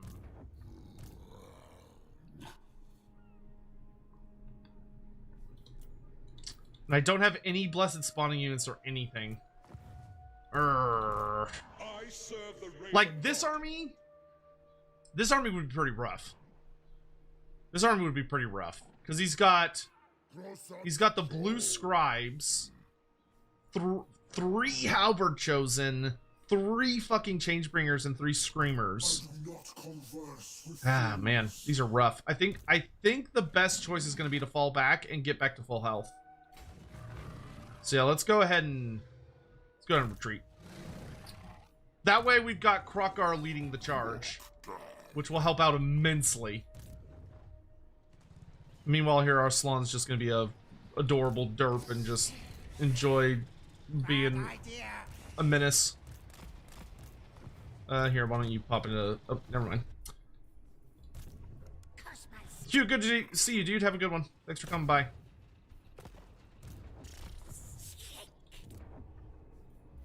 More money. I need more money.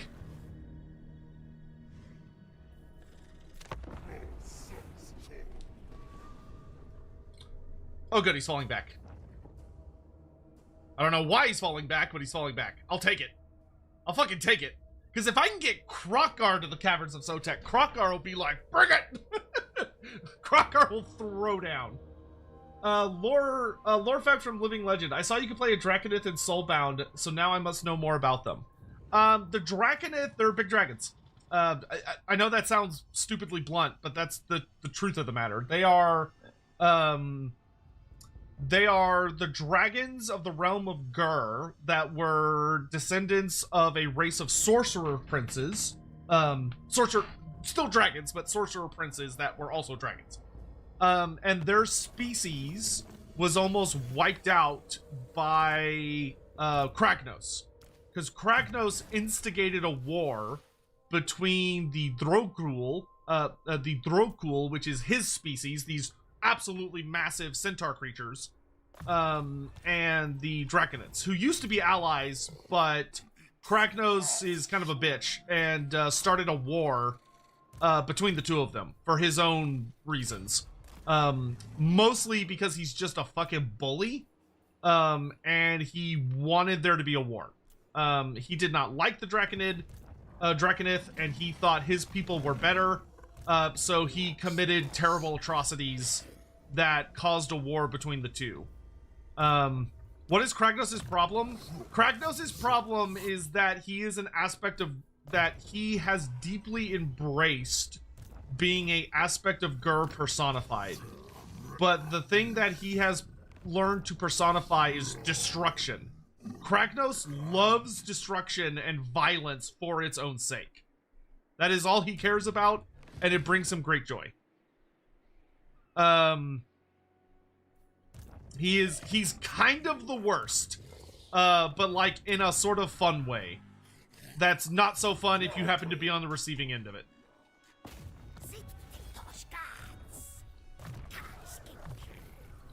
But anyway, so most of the species was wiped out, but some of it, there were some few survivors, which were the two princes. Oh my gosh, I can't remember their names off the top of my head. But they're the two like special character Draconiths. But they basically called out to the Seraphon, who were kind of like ancient allies of theirs, the Lizardmen, and were like, hey, help us, please. And Lord Kroak agreed to help them, but he had a condition, which is that Lord Kroak would help the Draconith defeat, Karazai and Krondis, thank you. So the two princes, Karazai and Krondis, went to the Seraphon and Lord Kroak, and they said, hey, we need your help to beat this horrible Kragnos guy. And Lord Kroak basically responded that he would help them under the condition that they would give him what was left of their species, which were all eggs, because Karazai and Krondis were like the only survivors. So they agreed. Lord Kroak took all of their eggs and basically created pocket dimensions inside of the temple cities where they would be raised and the species would be revitalized, and would basically grow up in these protected sanctuaries inside of the temple cities where they would learn much about warfare and all this other stuff, and they would learn about their history in more of a like educational sense. Instead of like, you know, being out there facing the horrors of the realms. And what the regular Draconith are is that during the closing stages of the era of the Beast, which was 3rd edition, the Seraphon returned, and they basically let all of the children, the Draconith, go. They let them return to their ancestral lands of Gur, after reintroducing them to the realms in Azir, to basically give them functionally to the Stormcast Eternals. So the Stormcast Eternals formed a set of alliances and pacts with the Draconith to basically serve as their mounts and to fight alongside them. And in exchange, the Draconith would, you know, join up with them and be their mounts and be super badass super warriors.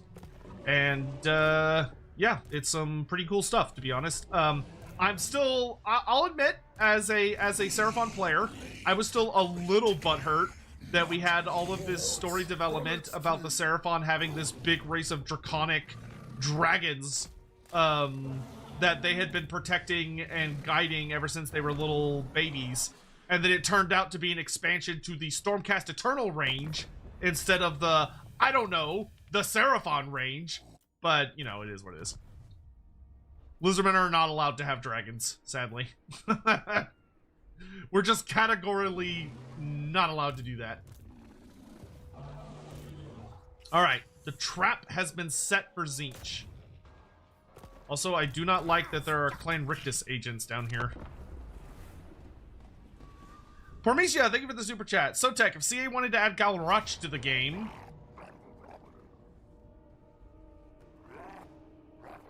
How did he... Oh, he's lightning striking. That son of a bitch. He lightning striked me. Can you... You have Lord Kroak with you now. But Lord Kroak has not leveled up much. You have a lot of magic.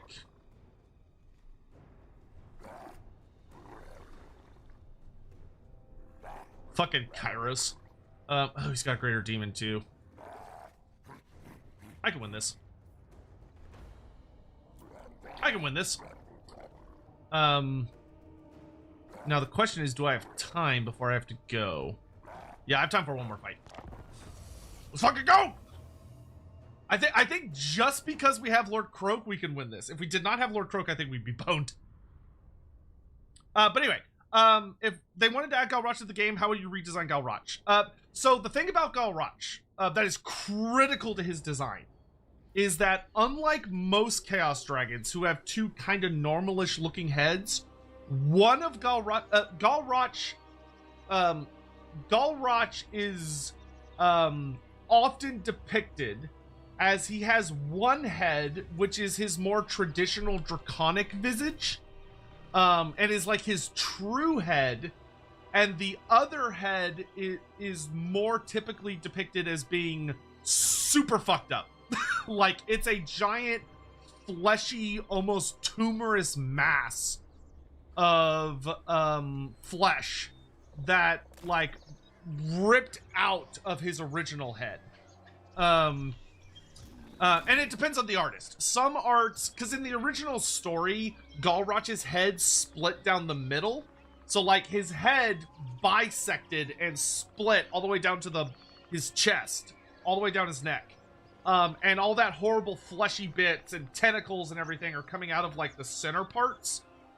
So it would depend on, like, which version of him Creative Assembly wanted to use.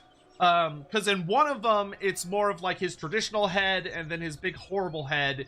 And other versions, it's the outside of his head looks more normal, and then the inside is, like, super fucked up.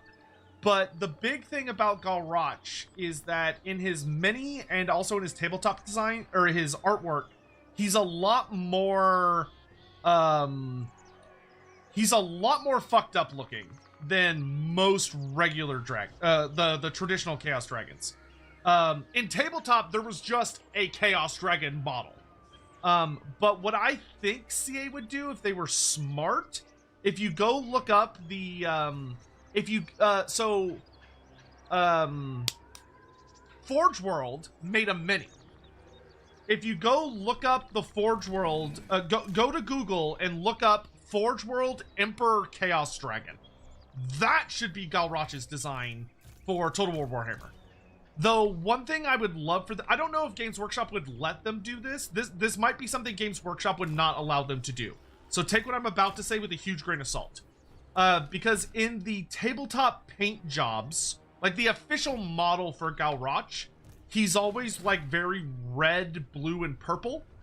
but Gor-rok's original title is the Golden Drake because his scales were gold. So I've always found that really bizarre because that's not like new lore. That's like the original story for Gor-rok. So like by the original story's depiction of him, he should actually have like golden scales, like a bunch of gold scales instead of blue scales. Like understandably Tzeentch has like mutated him, but like Tzeentch hasn't mutated him like completely to change his color scheme. Like a lot of his scales should have golden color instead of blue color. Like it should be a mix of like one of his heads should have like blue scales and his other head should have gold scales. Would be a very cool way to depict him, in my opinion. Alright, Tzeentch. Come and get me, you bitch.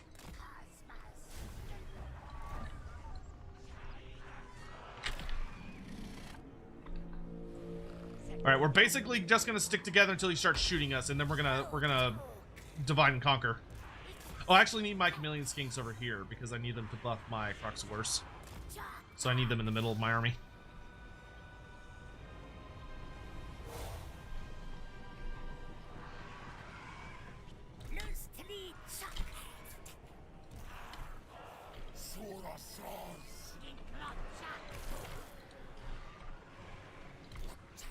Pterodons, let's go ahead and go start harassing.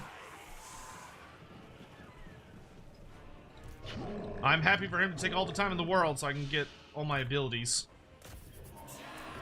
Turn them on skirmish mode, let them go start harassing.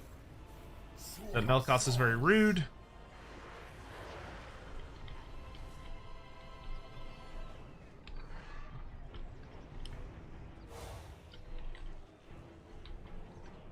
Alright. Then once those first few shots being fired, we're gonna go at him.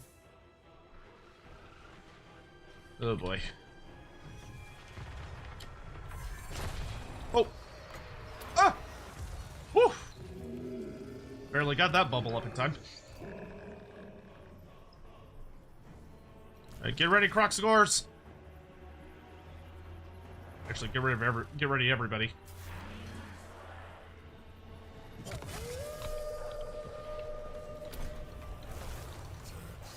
Charge!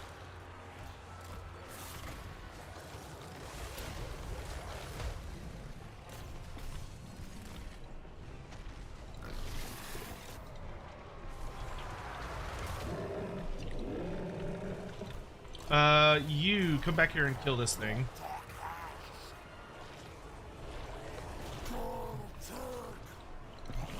Oh, bro, if he wants to run from the Centaur, or from these guys, I will happily let that go. Oh, good volley, lads.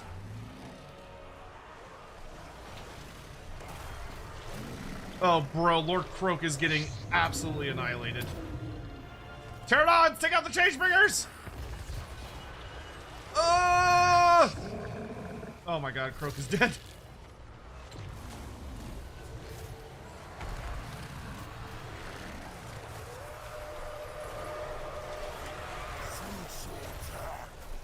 Okay, the Golden Griffin is almost down. Okay, we need to shut down all these demons. Okay, Kroak-Gar is killing Echoed Hellbrass. Changebringers are fighting. Okay, next is Kairos. Kill Kairos.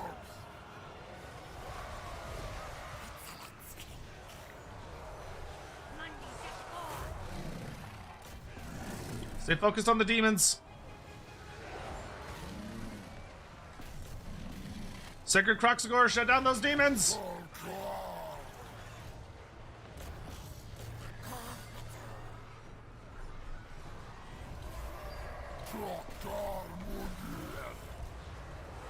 Oh god, he's so annoying. Okay, Echoed is shattered.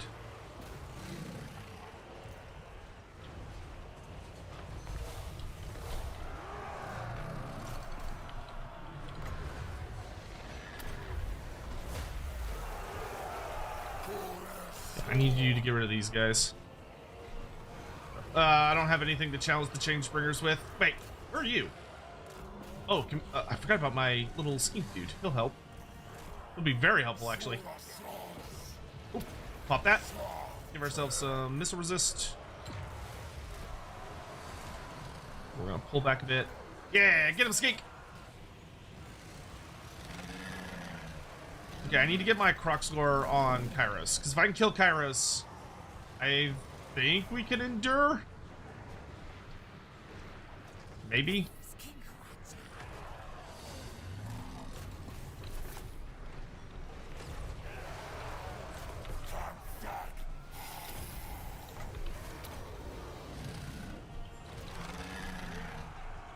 Oh, there's so much shit happening. See if you... Oh, no, that stops rampage. You. See if we can't incentivize our lads to come back. Hey, welcome back. Well, the good news about this king is he's getting the Changebringers to waste all their ammo, which I will take. If this guy was unbreakable, I'm pretty sure he could solo most of this garbage. Get to Kairos, get to Kairos.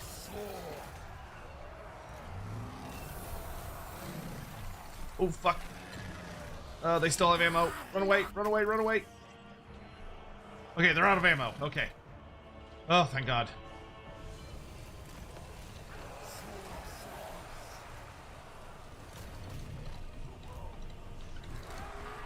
Okay, you move over here and start pew-pewing people. Okay, I think I'm in range of Kairos now. Okay, y'all just hang out in the forest so I don't get army lost here. Okay, they're whooping the shit out of the Changebringers. You love to see it. Good job. Let's kill these guys here.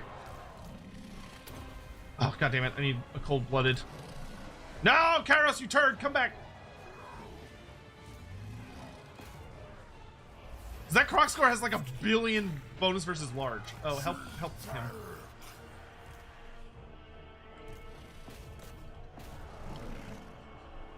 Are those the Sons of Goros? Oh no, they're just regular Centaurs. That's still not a good fight because they have Woodsmen and I don't.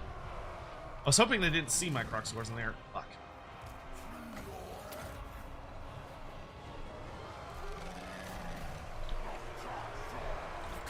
Chameleon, run away.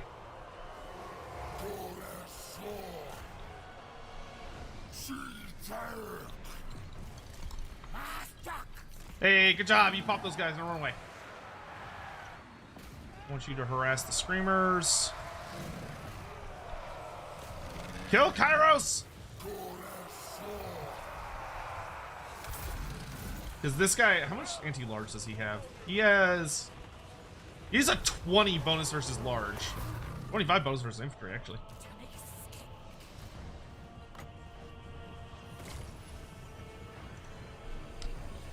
Oh, I just can't get to him.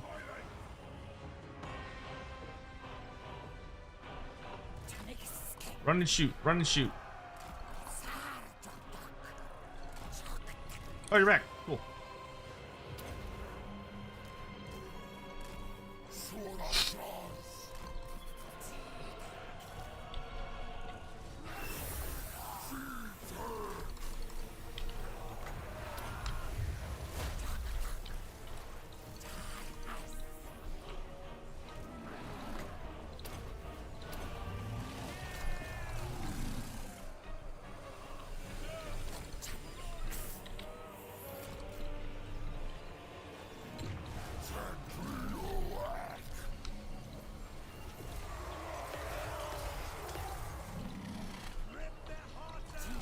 No, don't army break. Oh, you little shit. I'm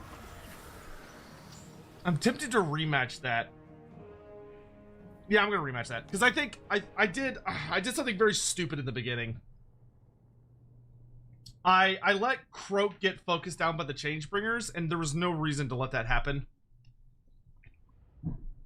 I just didn't have my troops in the right position. I think this is very, very winnable. I just goofed with my placement. Like, I need to have the pterodons, like, ready to go. Yes, it was a shameful display, I know. I think it's also going to be better to fight him. Like, everything was going fine. Well, actually, no. Everything was going terribly, and then we kind of salvaged it.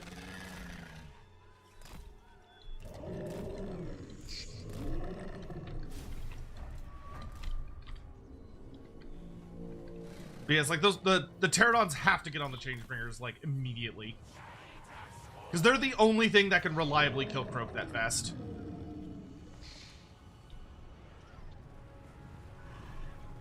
I think it's fine to have the Kroq-Gars fairly condensed, because then they can really take advantage of the chameleon skinks, but I need to be more careful with the chameleon skinks. I don't think there's anything I can do to protect the salamanders. I think the salamanders are just kind of boned. Okay, the Changebringers are pretty out of position here, so we're going to go ahead and just jump on them.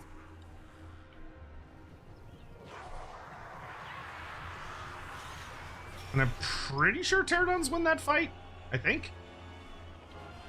Okay, we're going to go ahead and just get up in his face while the Changebringers are busy. We're going to fight around those rocks because they kind of cover a flank for us.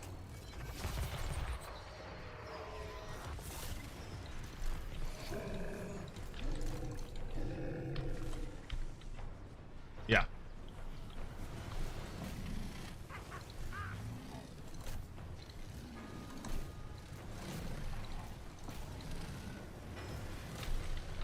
Okay, you two get on Kairos immediately. We're gonna debuff their shooting. Actually, y'all defend the salamanders. That'll actually be, I think, the better use of our time. We're gonna have Kroak just mosey his way on over.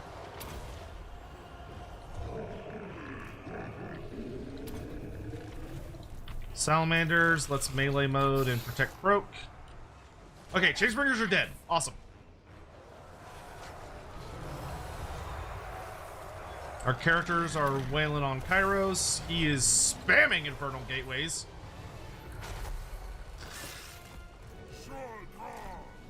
Oh great, I've got a fucking Greater Demon on Lord Kroak. This is what I wanted. Okay, we're just gonna be pretty aggressive with our magic, because I don't know how much longer we're gonna have it.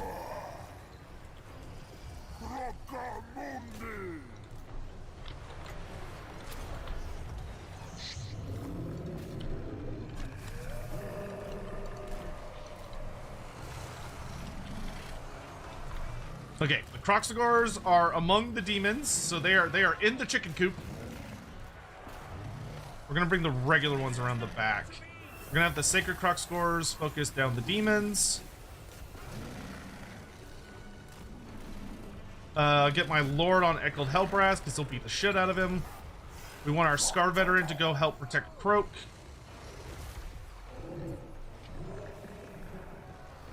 Okay, you lot, we're gonna charge into the back of the Chosen. Yeah, get your ass over here.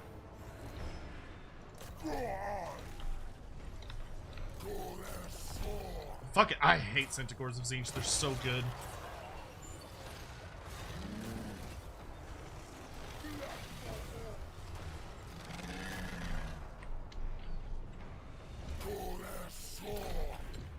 I've got my stupid, I keep forgetting that chameleon skink, or the skink lord hero, whatever. Alright, they're fighting to the best of their ability. I've got enough magic for pop those marauders. Okay, Scar Veteran should be able to handle those guys. Chameleon skink, or regular skink, you're gonna shoot and harass them, make sure they don't come back. Kroak, you're gonna back up and let the Saurus handle the Golden Griffin. Echoed Hellbrass is getting the shit beat out of him. Chameleon skink, start making your way back.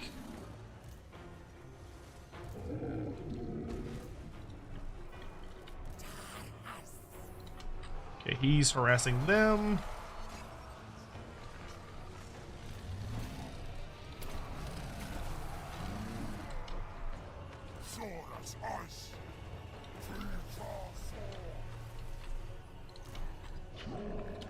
I have another one of these, but I'm going to save it. Okay, you're going to chase them off.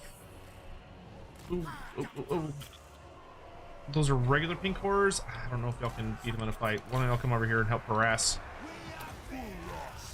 Okay, he's gonna chase them off. We're gonna blow these guys up. Our Kroq-Gar Lord, I'm a little nervous about how surrounded he is. But he's doing pretty well. See, actually, let's just have him run and rejoin the rest of us. Gonna get a bubble. Yeah, he's gonna make sure those assholes don't come back. Millions are gonna run away. He's chasing out the Senegors. Okay, he's gonna plow into these little assholes. So I'm gonna get him to the rest of my army. Going to debuff these guys. Scarvet, you've already shattered them. Head on back.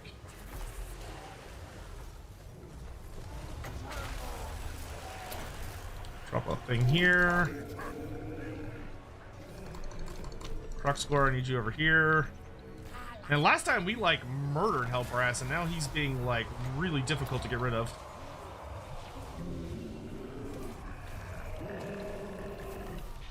Huh. I think I'm actually doing worse this time than I did last time.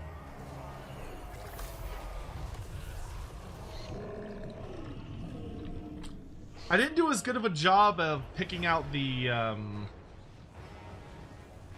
This one's turning very interesting for me. Hold on. I want one more go at this. This fight's actually is intriguing me, because I know I can win this one. Because we took out the Changebringers really fast that time. But we weren't able to make good use out of our Lord. He got, like, too ganged up on. Because he's got the reason he's so strong is he has the Doomsinger, I think. So he's got like regen and a bunch of other really nice stuff. But if he gets too surrounded, then he gets into trouble really fast. Can Kroak only cast Deliverance if it's on tabletop as well? Yes. Except for in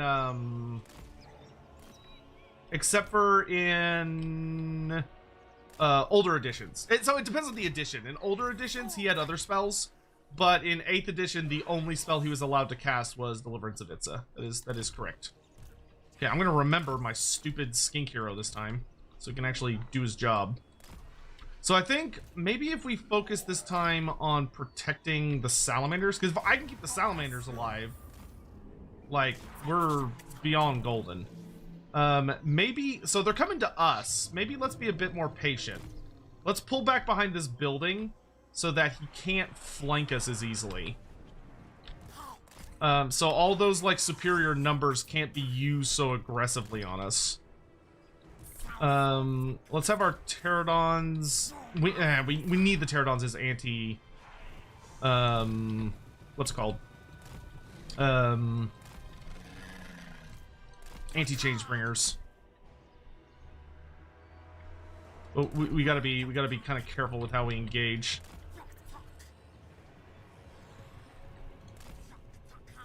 If they're following my pterodons, I'm totally cool with that. I'll just lead them away, and then turn around and kill them once they get close. Yeah, that's right. Come on. Follow me away from the screamers. Away from all your little friends.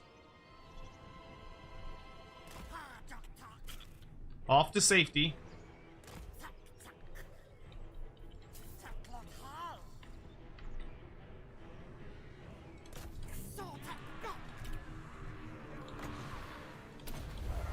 I'm gonna debuff them in case they get a volley off. I don't think they will, but okay. Cool. And then pterodons are gonna rip them a new asshole. Okay. We go ahead and pop that just to mitigate some damage.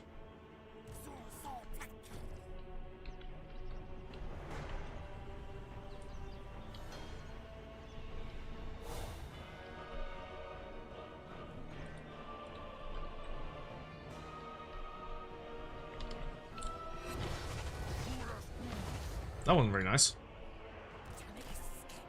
Okay, I want you two to come out this way and start dealing with those assholes. Okay, Changebringers are down. Nice and early. Barely cost us anything. Looks like he might be dedicating the Screamers to chase the Pterodons, so we're going to go ahead and turn on Skirmish mode. We're a lot faster than them. So as long as skirmish mode's on, we should be able to outrun them. Kairos is also running off to go fight, which is fine with me. We're gonna let the skink go ahead and start shooting the centaurs. Okay, that was cute, I guess. We're gonna have the salamander start harassing the demon. We're gonna move up a little bit.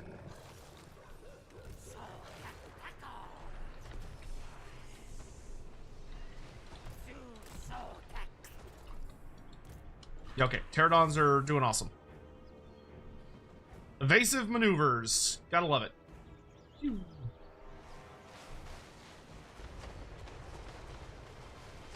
because we need all the demons to die, because the demons are, or the greater demons, because the greater demons are a mess. Alright, he's almost in shooting range, and once he's in shooting range, we'll pop Shield of Chakwa.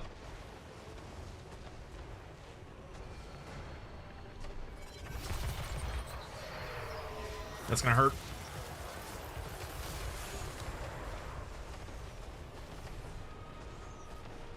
Okay. And then we kind of want everyone to sort of stick together a good bit.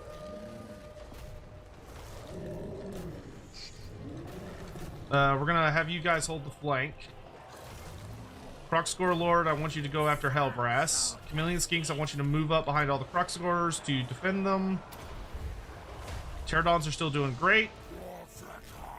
We're gonna have you fight this unit of Centaurs and kill them.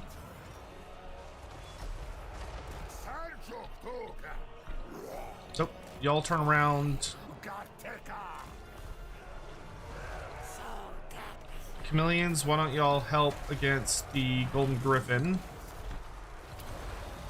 Salamanders, you're gonna help the Saurus. Lord Kroak, we're gonna start blowing people up.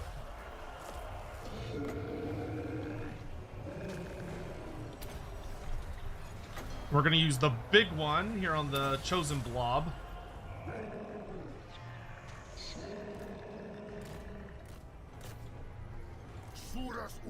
Okay, salamanders, we're gonna pull y'all back a bit. Oh, that was beautiful. Did absolutely nothing to the chosen, but killed everything else. Kroak, we're gonna pop this on a demon pack. Okay, now that y'all have pulled back, kill those centaurs!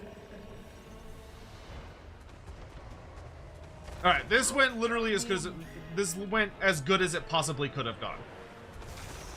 Like, it literally could not have gone any better than this. Kairos is completely busy doing other stuff. Changebringers were dead long before they got into the fight.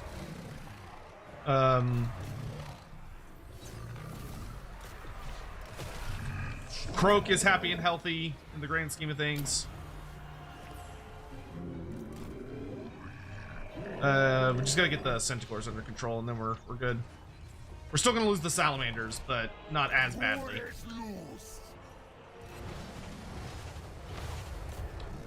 You go that way, you go that way, you come over this way. Yeah, now Kairos is heading for us. But it's too late for him to do anything meaningful.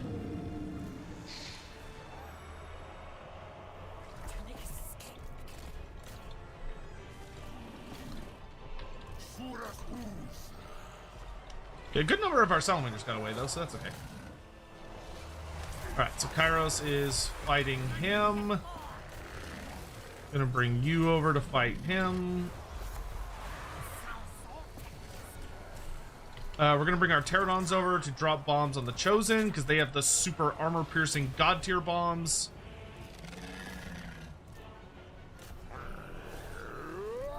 Come on, what are you doing? Oh, you have skirmish mode on, that's why. Get your asses over here. Okay, our Kroq-Gar Lord is beating up on Kairos. Come on, get over here, get over here. Oh, that was beautiful. Okay, let's focus Kairos with javelins. Okay, it's over. Oh my god, that was a mess. Absolute mess.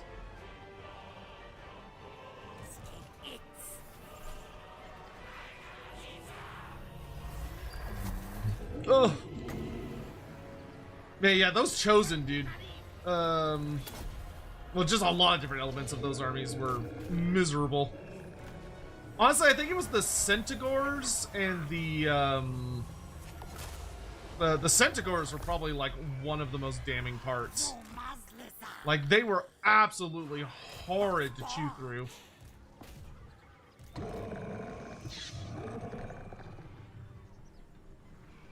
Because, like, that wasn't just like a little win for us, that was a huge win. It's amazing what happens if you just get like all of your ducks in a row. Let's see if my general can go chase down Hellbrass. I don't think he's fast enough, but he'll try. Have our pterodons harass those. We can also send a Kroq-Gar unit to try and kill as many chosen as we can before they all get away. I mean, you're not that much faster than him, to be honest. Yeah, perfect vigor. No, he does not. Whew. Which Chaos Gods united would be the strongest duo? The two. Oh, if you were having like it would be Tzeentch and Khorne. Pretty much beyond a shadow of doubt. If Tzeentch and Khorne could set aside all of their differences and work together like well, they would be borderline unstoppable by like pretty much anything. Yeah, they would be absolutely obscene. Lore fact question: why is Kragnos so powerful? Among his species, he was a big warmongerer and legendary warrior that achieved an incredible amount of success on the battlefields. But eventually he basically got exiled because he murdered his own brother because they had a spat over a lover. And after he murdered his own brother, he basically went out on a big journey where he rather obsessively just fought as much as he possibly could. And as he was running around fighting things, a large amount of orcs started worshiping him. So a lot of different orcs across the realms saw him as divine.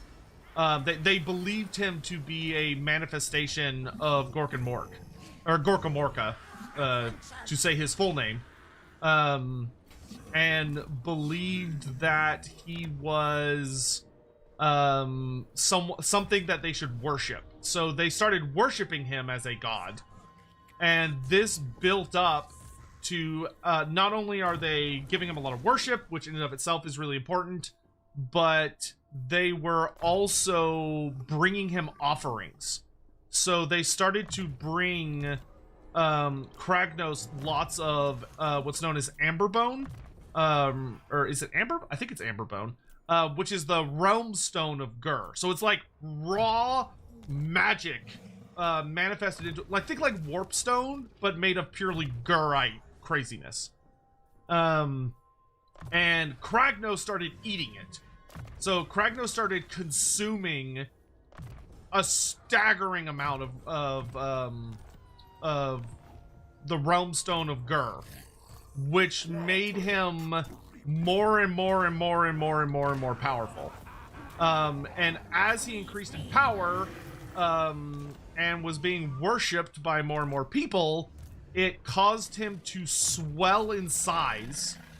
And then, in addition to consuming truly staggering amounts of realm stone, he also acquired several really legendary artifacts, most notable of which is his shield.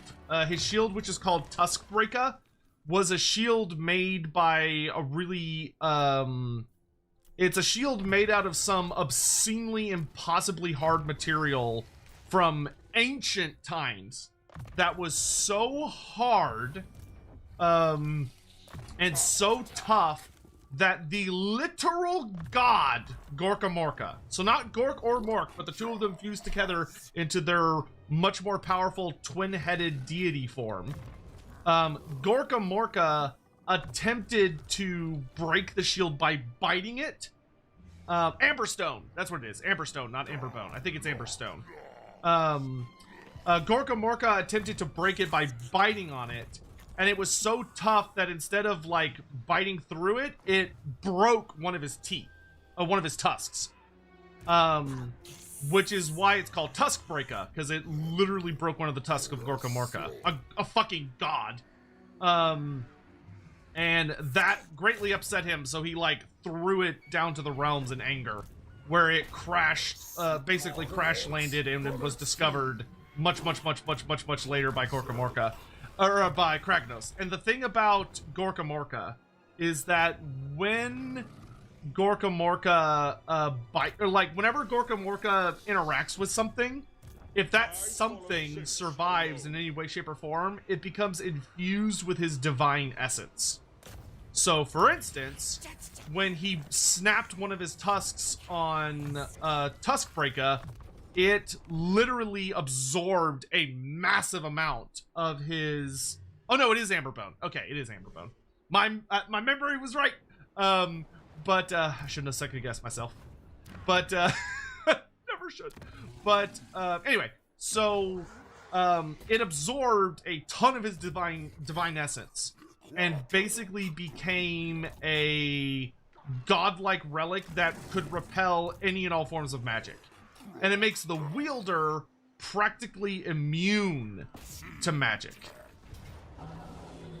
Pyrrhic victory, what all do I lose? That's fine. Oh, good. That is a crippling blow to Tzeentch. Oh, and I got body counter. Very nice. I do like body counter.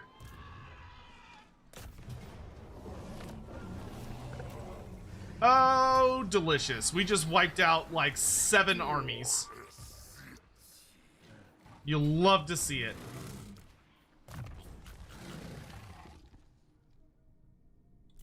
I love dealing staggering amounts of death and destruction to my enemies. It makes me happy.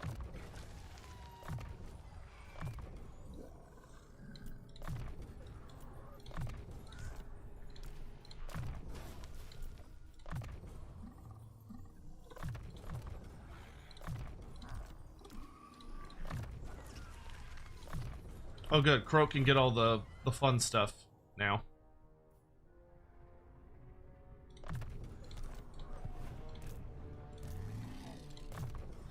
I love when a plan comes together. it's a good feeling. Kroq-Gar, let's max out. Oh, I want to get all your kill all the whatevers. So let's grab those. You, my little man. We're gonna get fleet-footed, swiftness of Itzel, and which one of these do I want?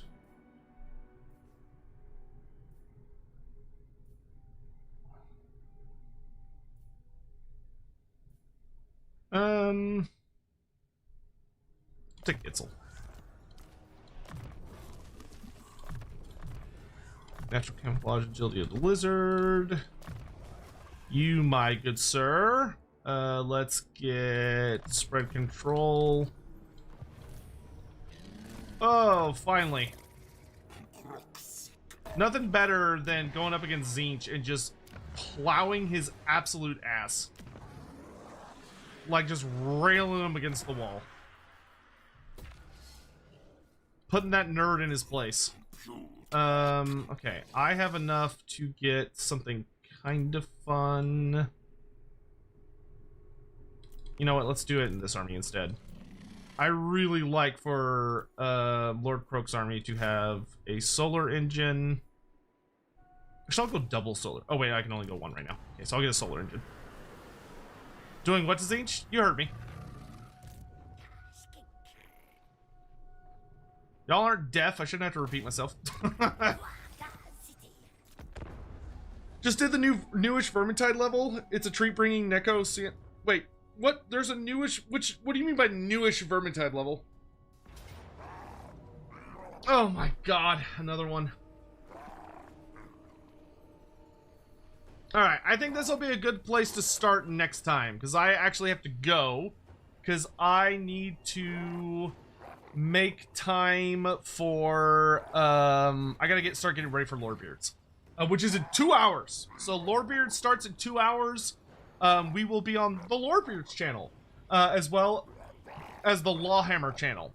So we would be thrilled if you would consider joining us.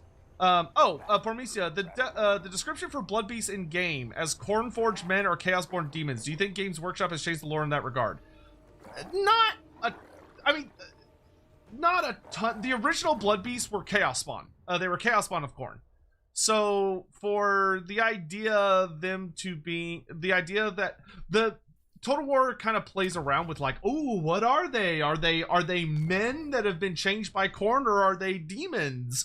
And we know they're not demons because they don't have demonic keywords. So they're not demons. They're definitely, undeniably, beyond a shadow of a doubt, not demons.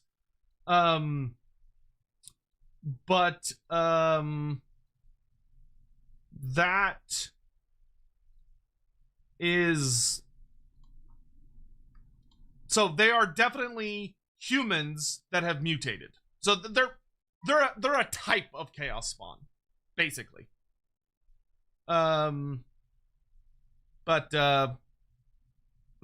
Have I heard about the Cuzzlet Empire book? Yes, I have heard rumors about the Cuzzlet Empire book, and I really hope it's the case. Have I seen that happen on Patreon? Have I seen what happened on Patreon, Emma? How's the campaign feeling? Pretty good. I'm being challenged in a lot of really fun ways. Tzeentch is being an absolute ass, which he should be. The Skaven were fucking awful, which they should be. The Skaven are now dead, though Clan Moors is already starting to encroach on my territory. And the only kind of friend I have is the dwarfs. So, it's going. I'm having a good time with it. We'll be playing, we'll be alternating, I think. Oh, what you described happened to Tzeentch.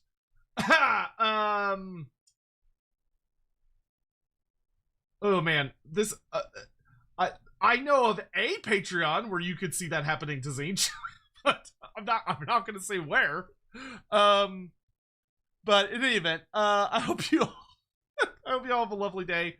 We're gonna be alternating playing Total War and Final Fantasy 14. That's basically what we're gonna be doing, kind of going forward for a good bit. Is me working on Final Fantasy 14, probably more in the evenings, and then playing Total War Warhammer, probably more during the day. I hope to see you all for Lorebeards here in about 2 hours. It'll be a standard 3-hour stream where we'll be talking about witch hunters. It should be a really good time. So please do join us for that. I will go ahead and find somewhere for us to raid and send you all to go watch other streamers. If you trust my judgment to send you somewhere fun, which I think my judgment's excellent, especially because I'm just going to send y'all to go watch Inticity. Because Inticity is working on multiplayer shenanigans. So y'all be sure to behave yourselves and be lovely. And I will see you hopefully later for Lorebeards. And if not, maybe tomorrow or some other day for Total War. Till then, bye-bye.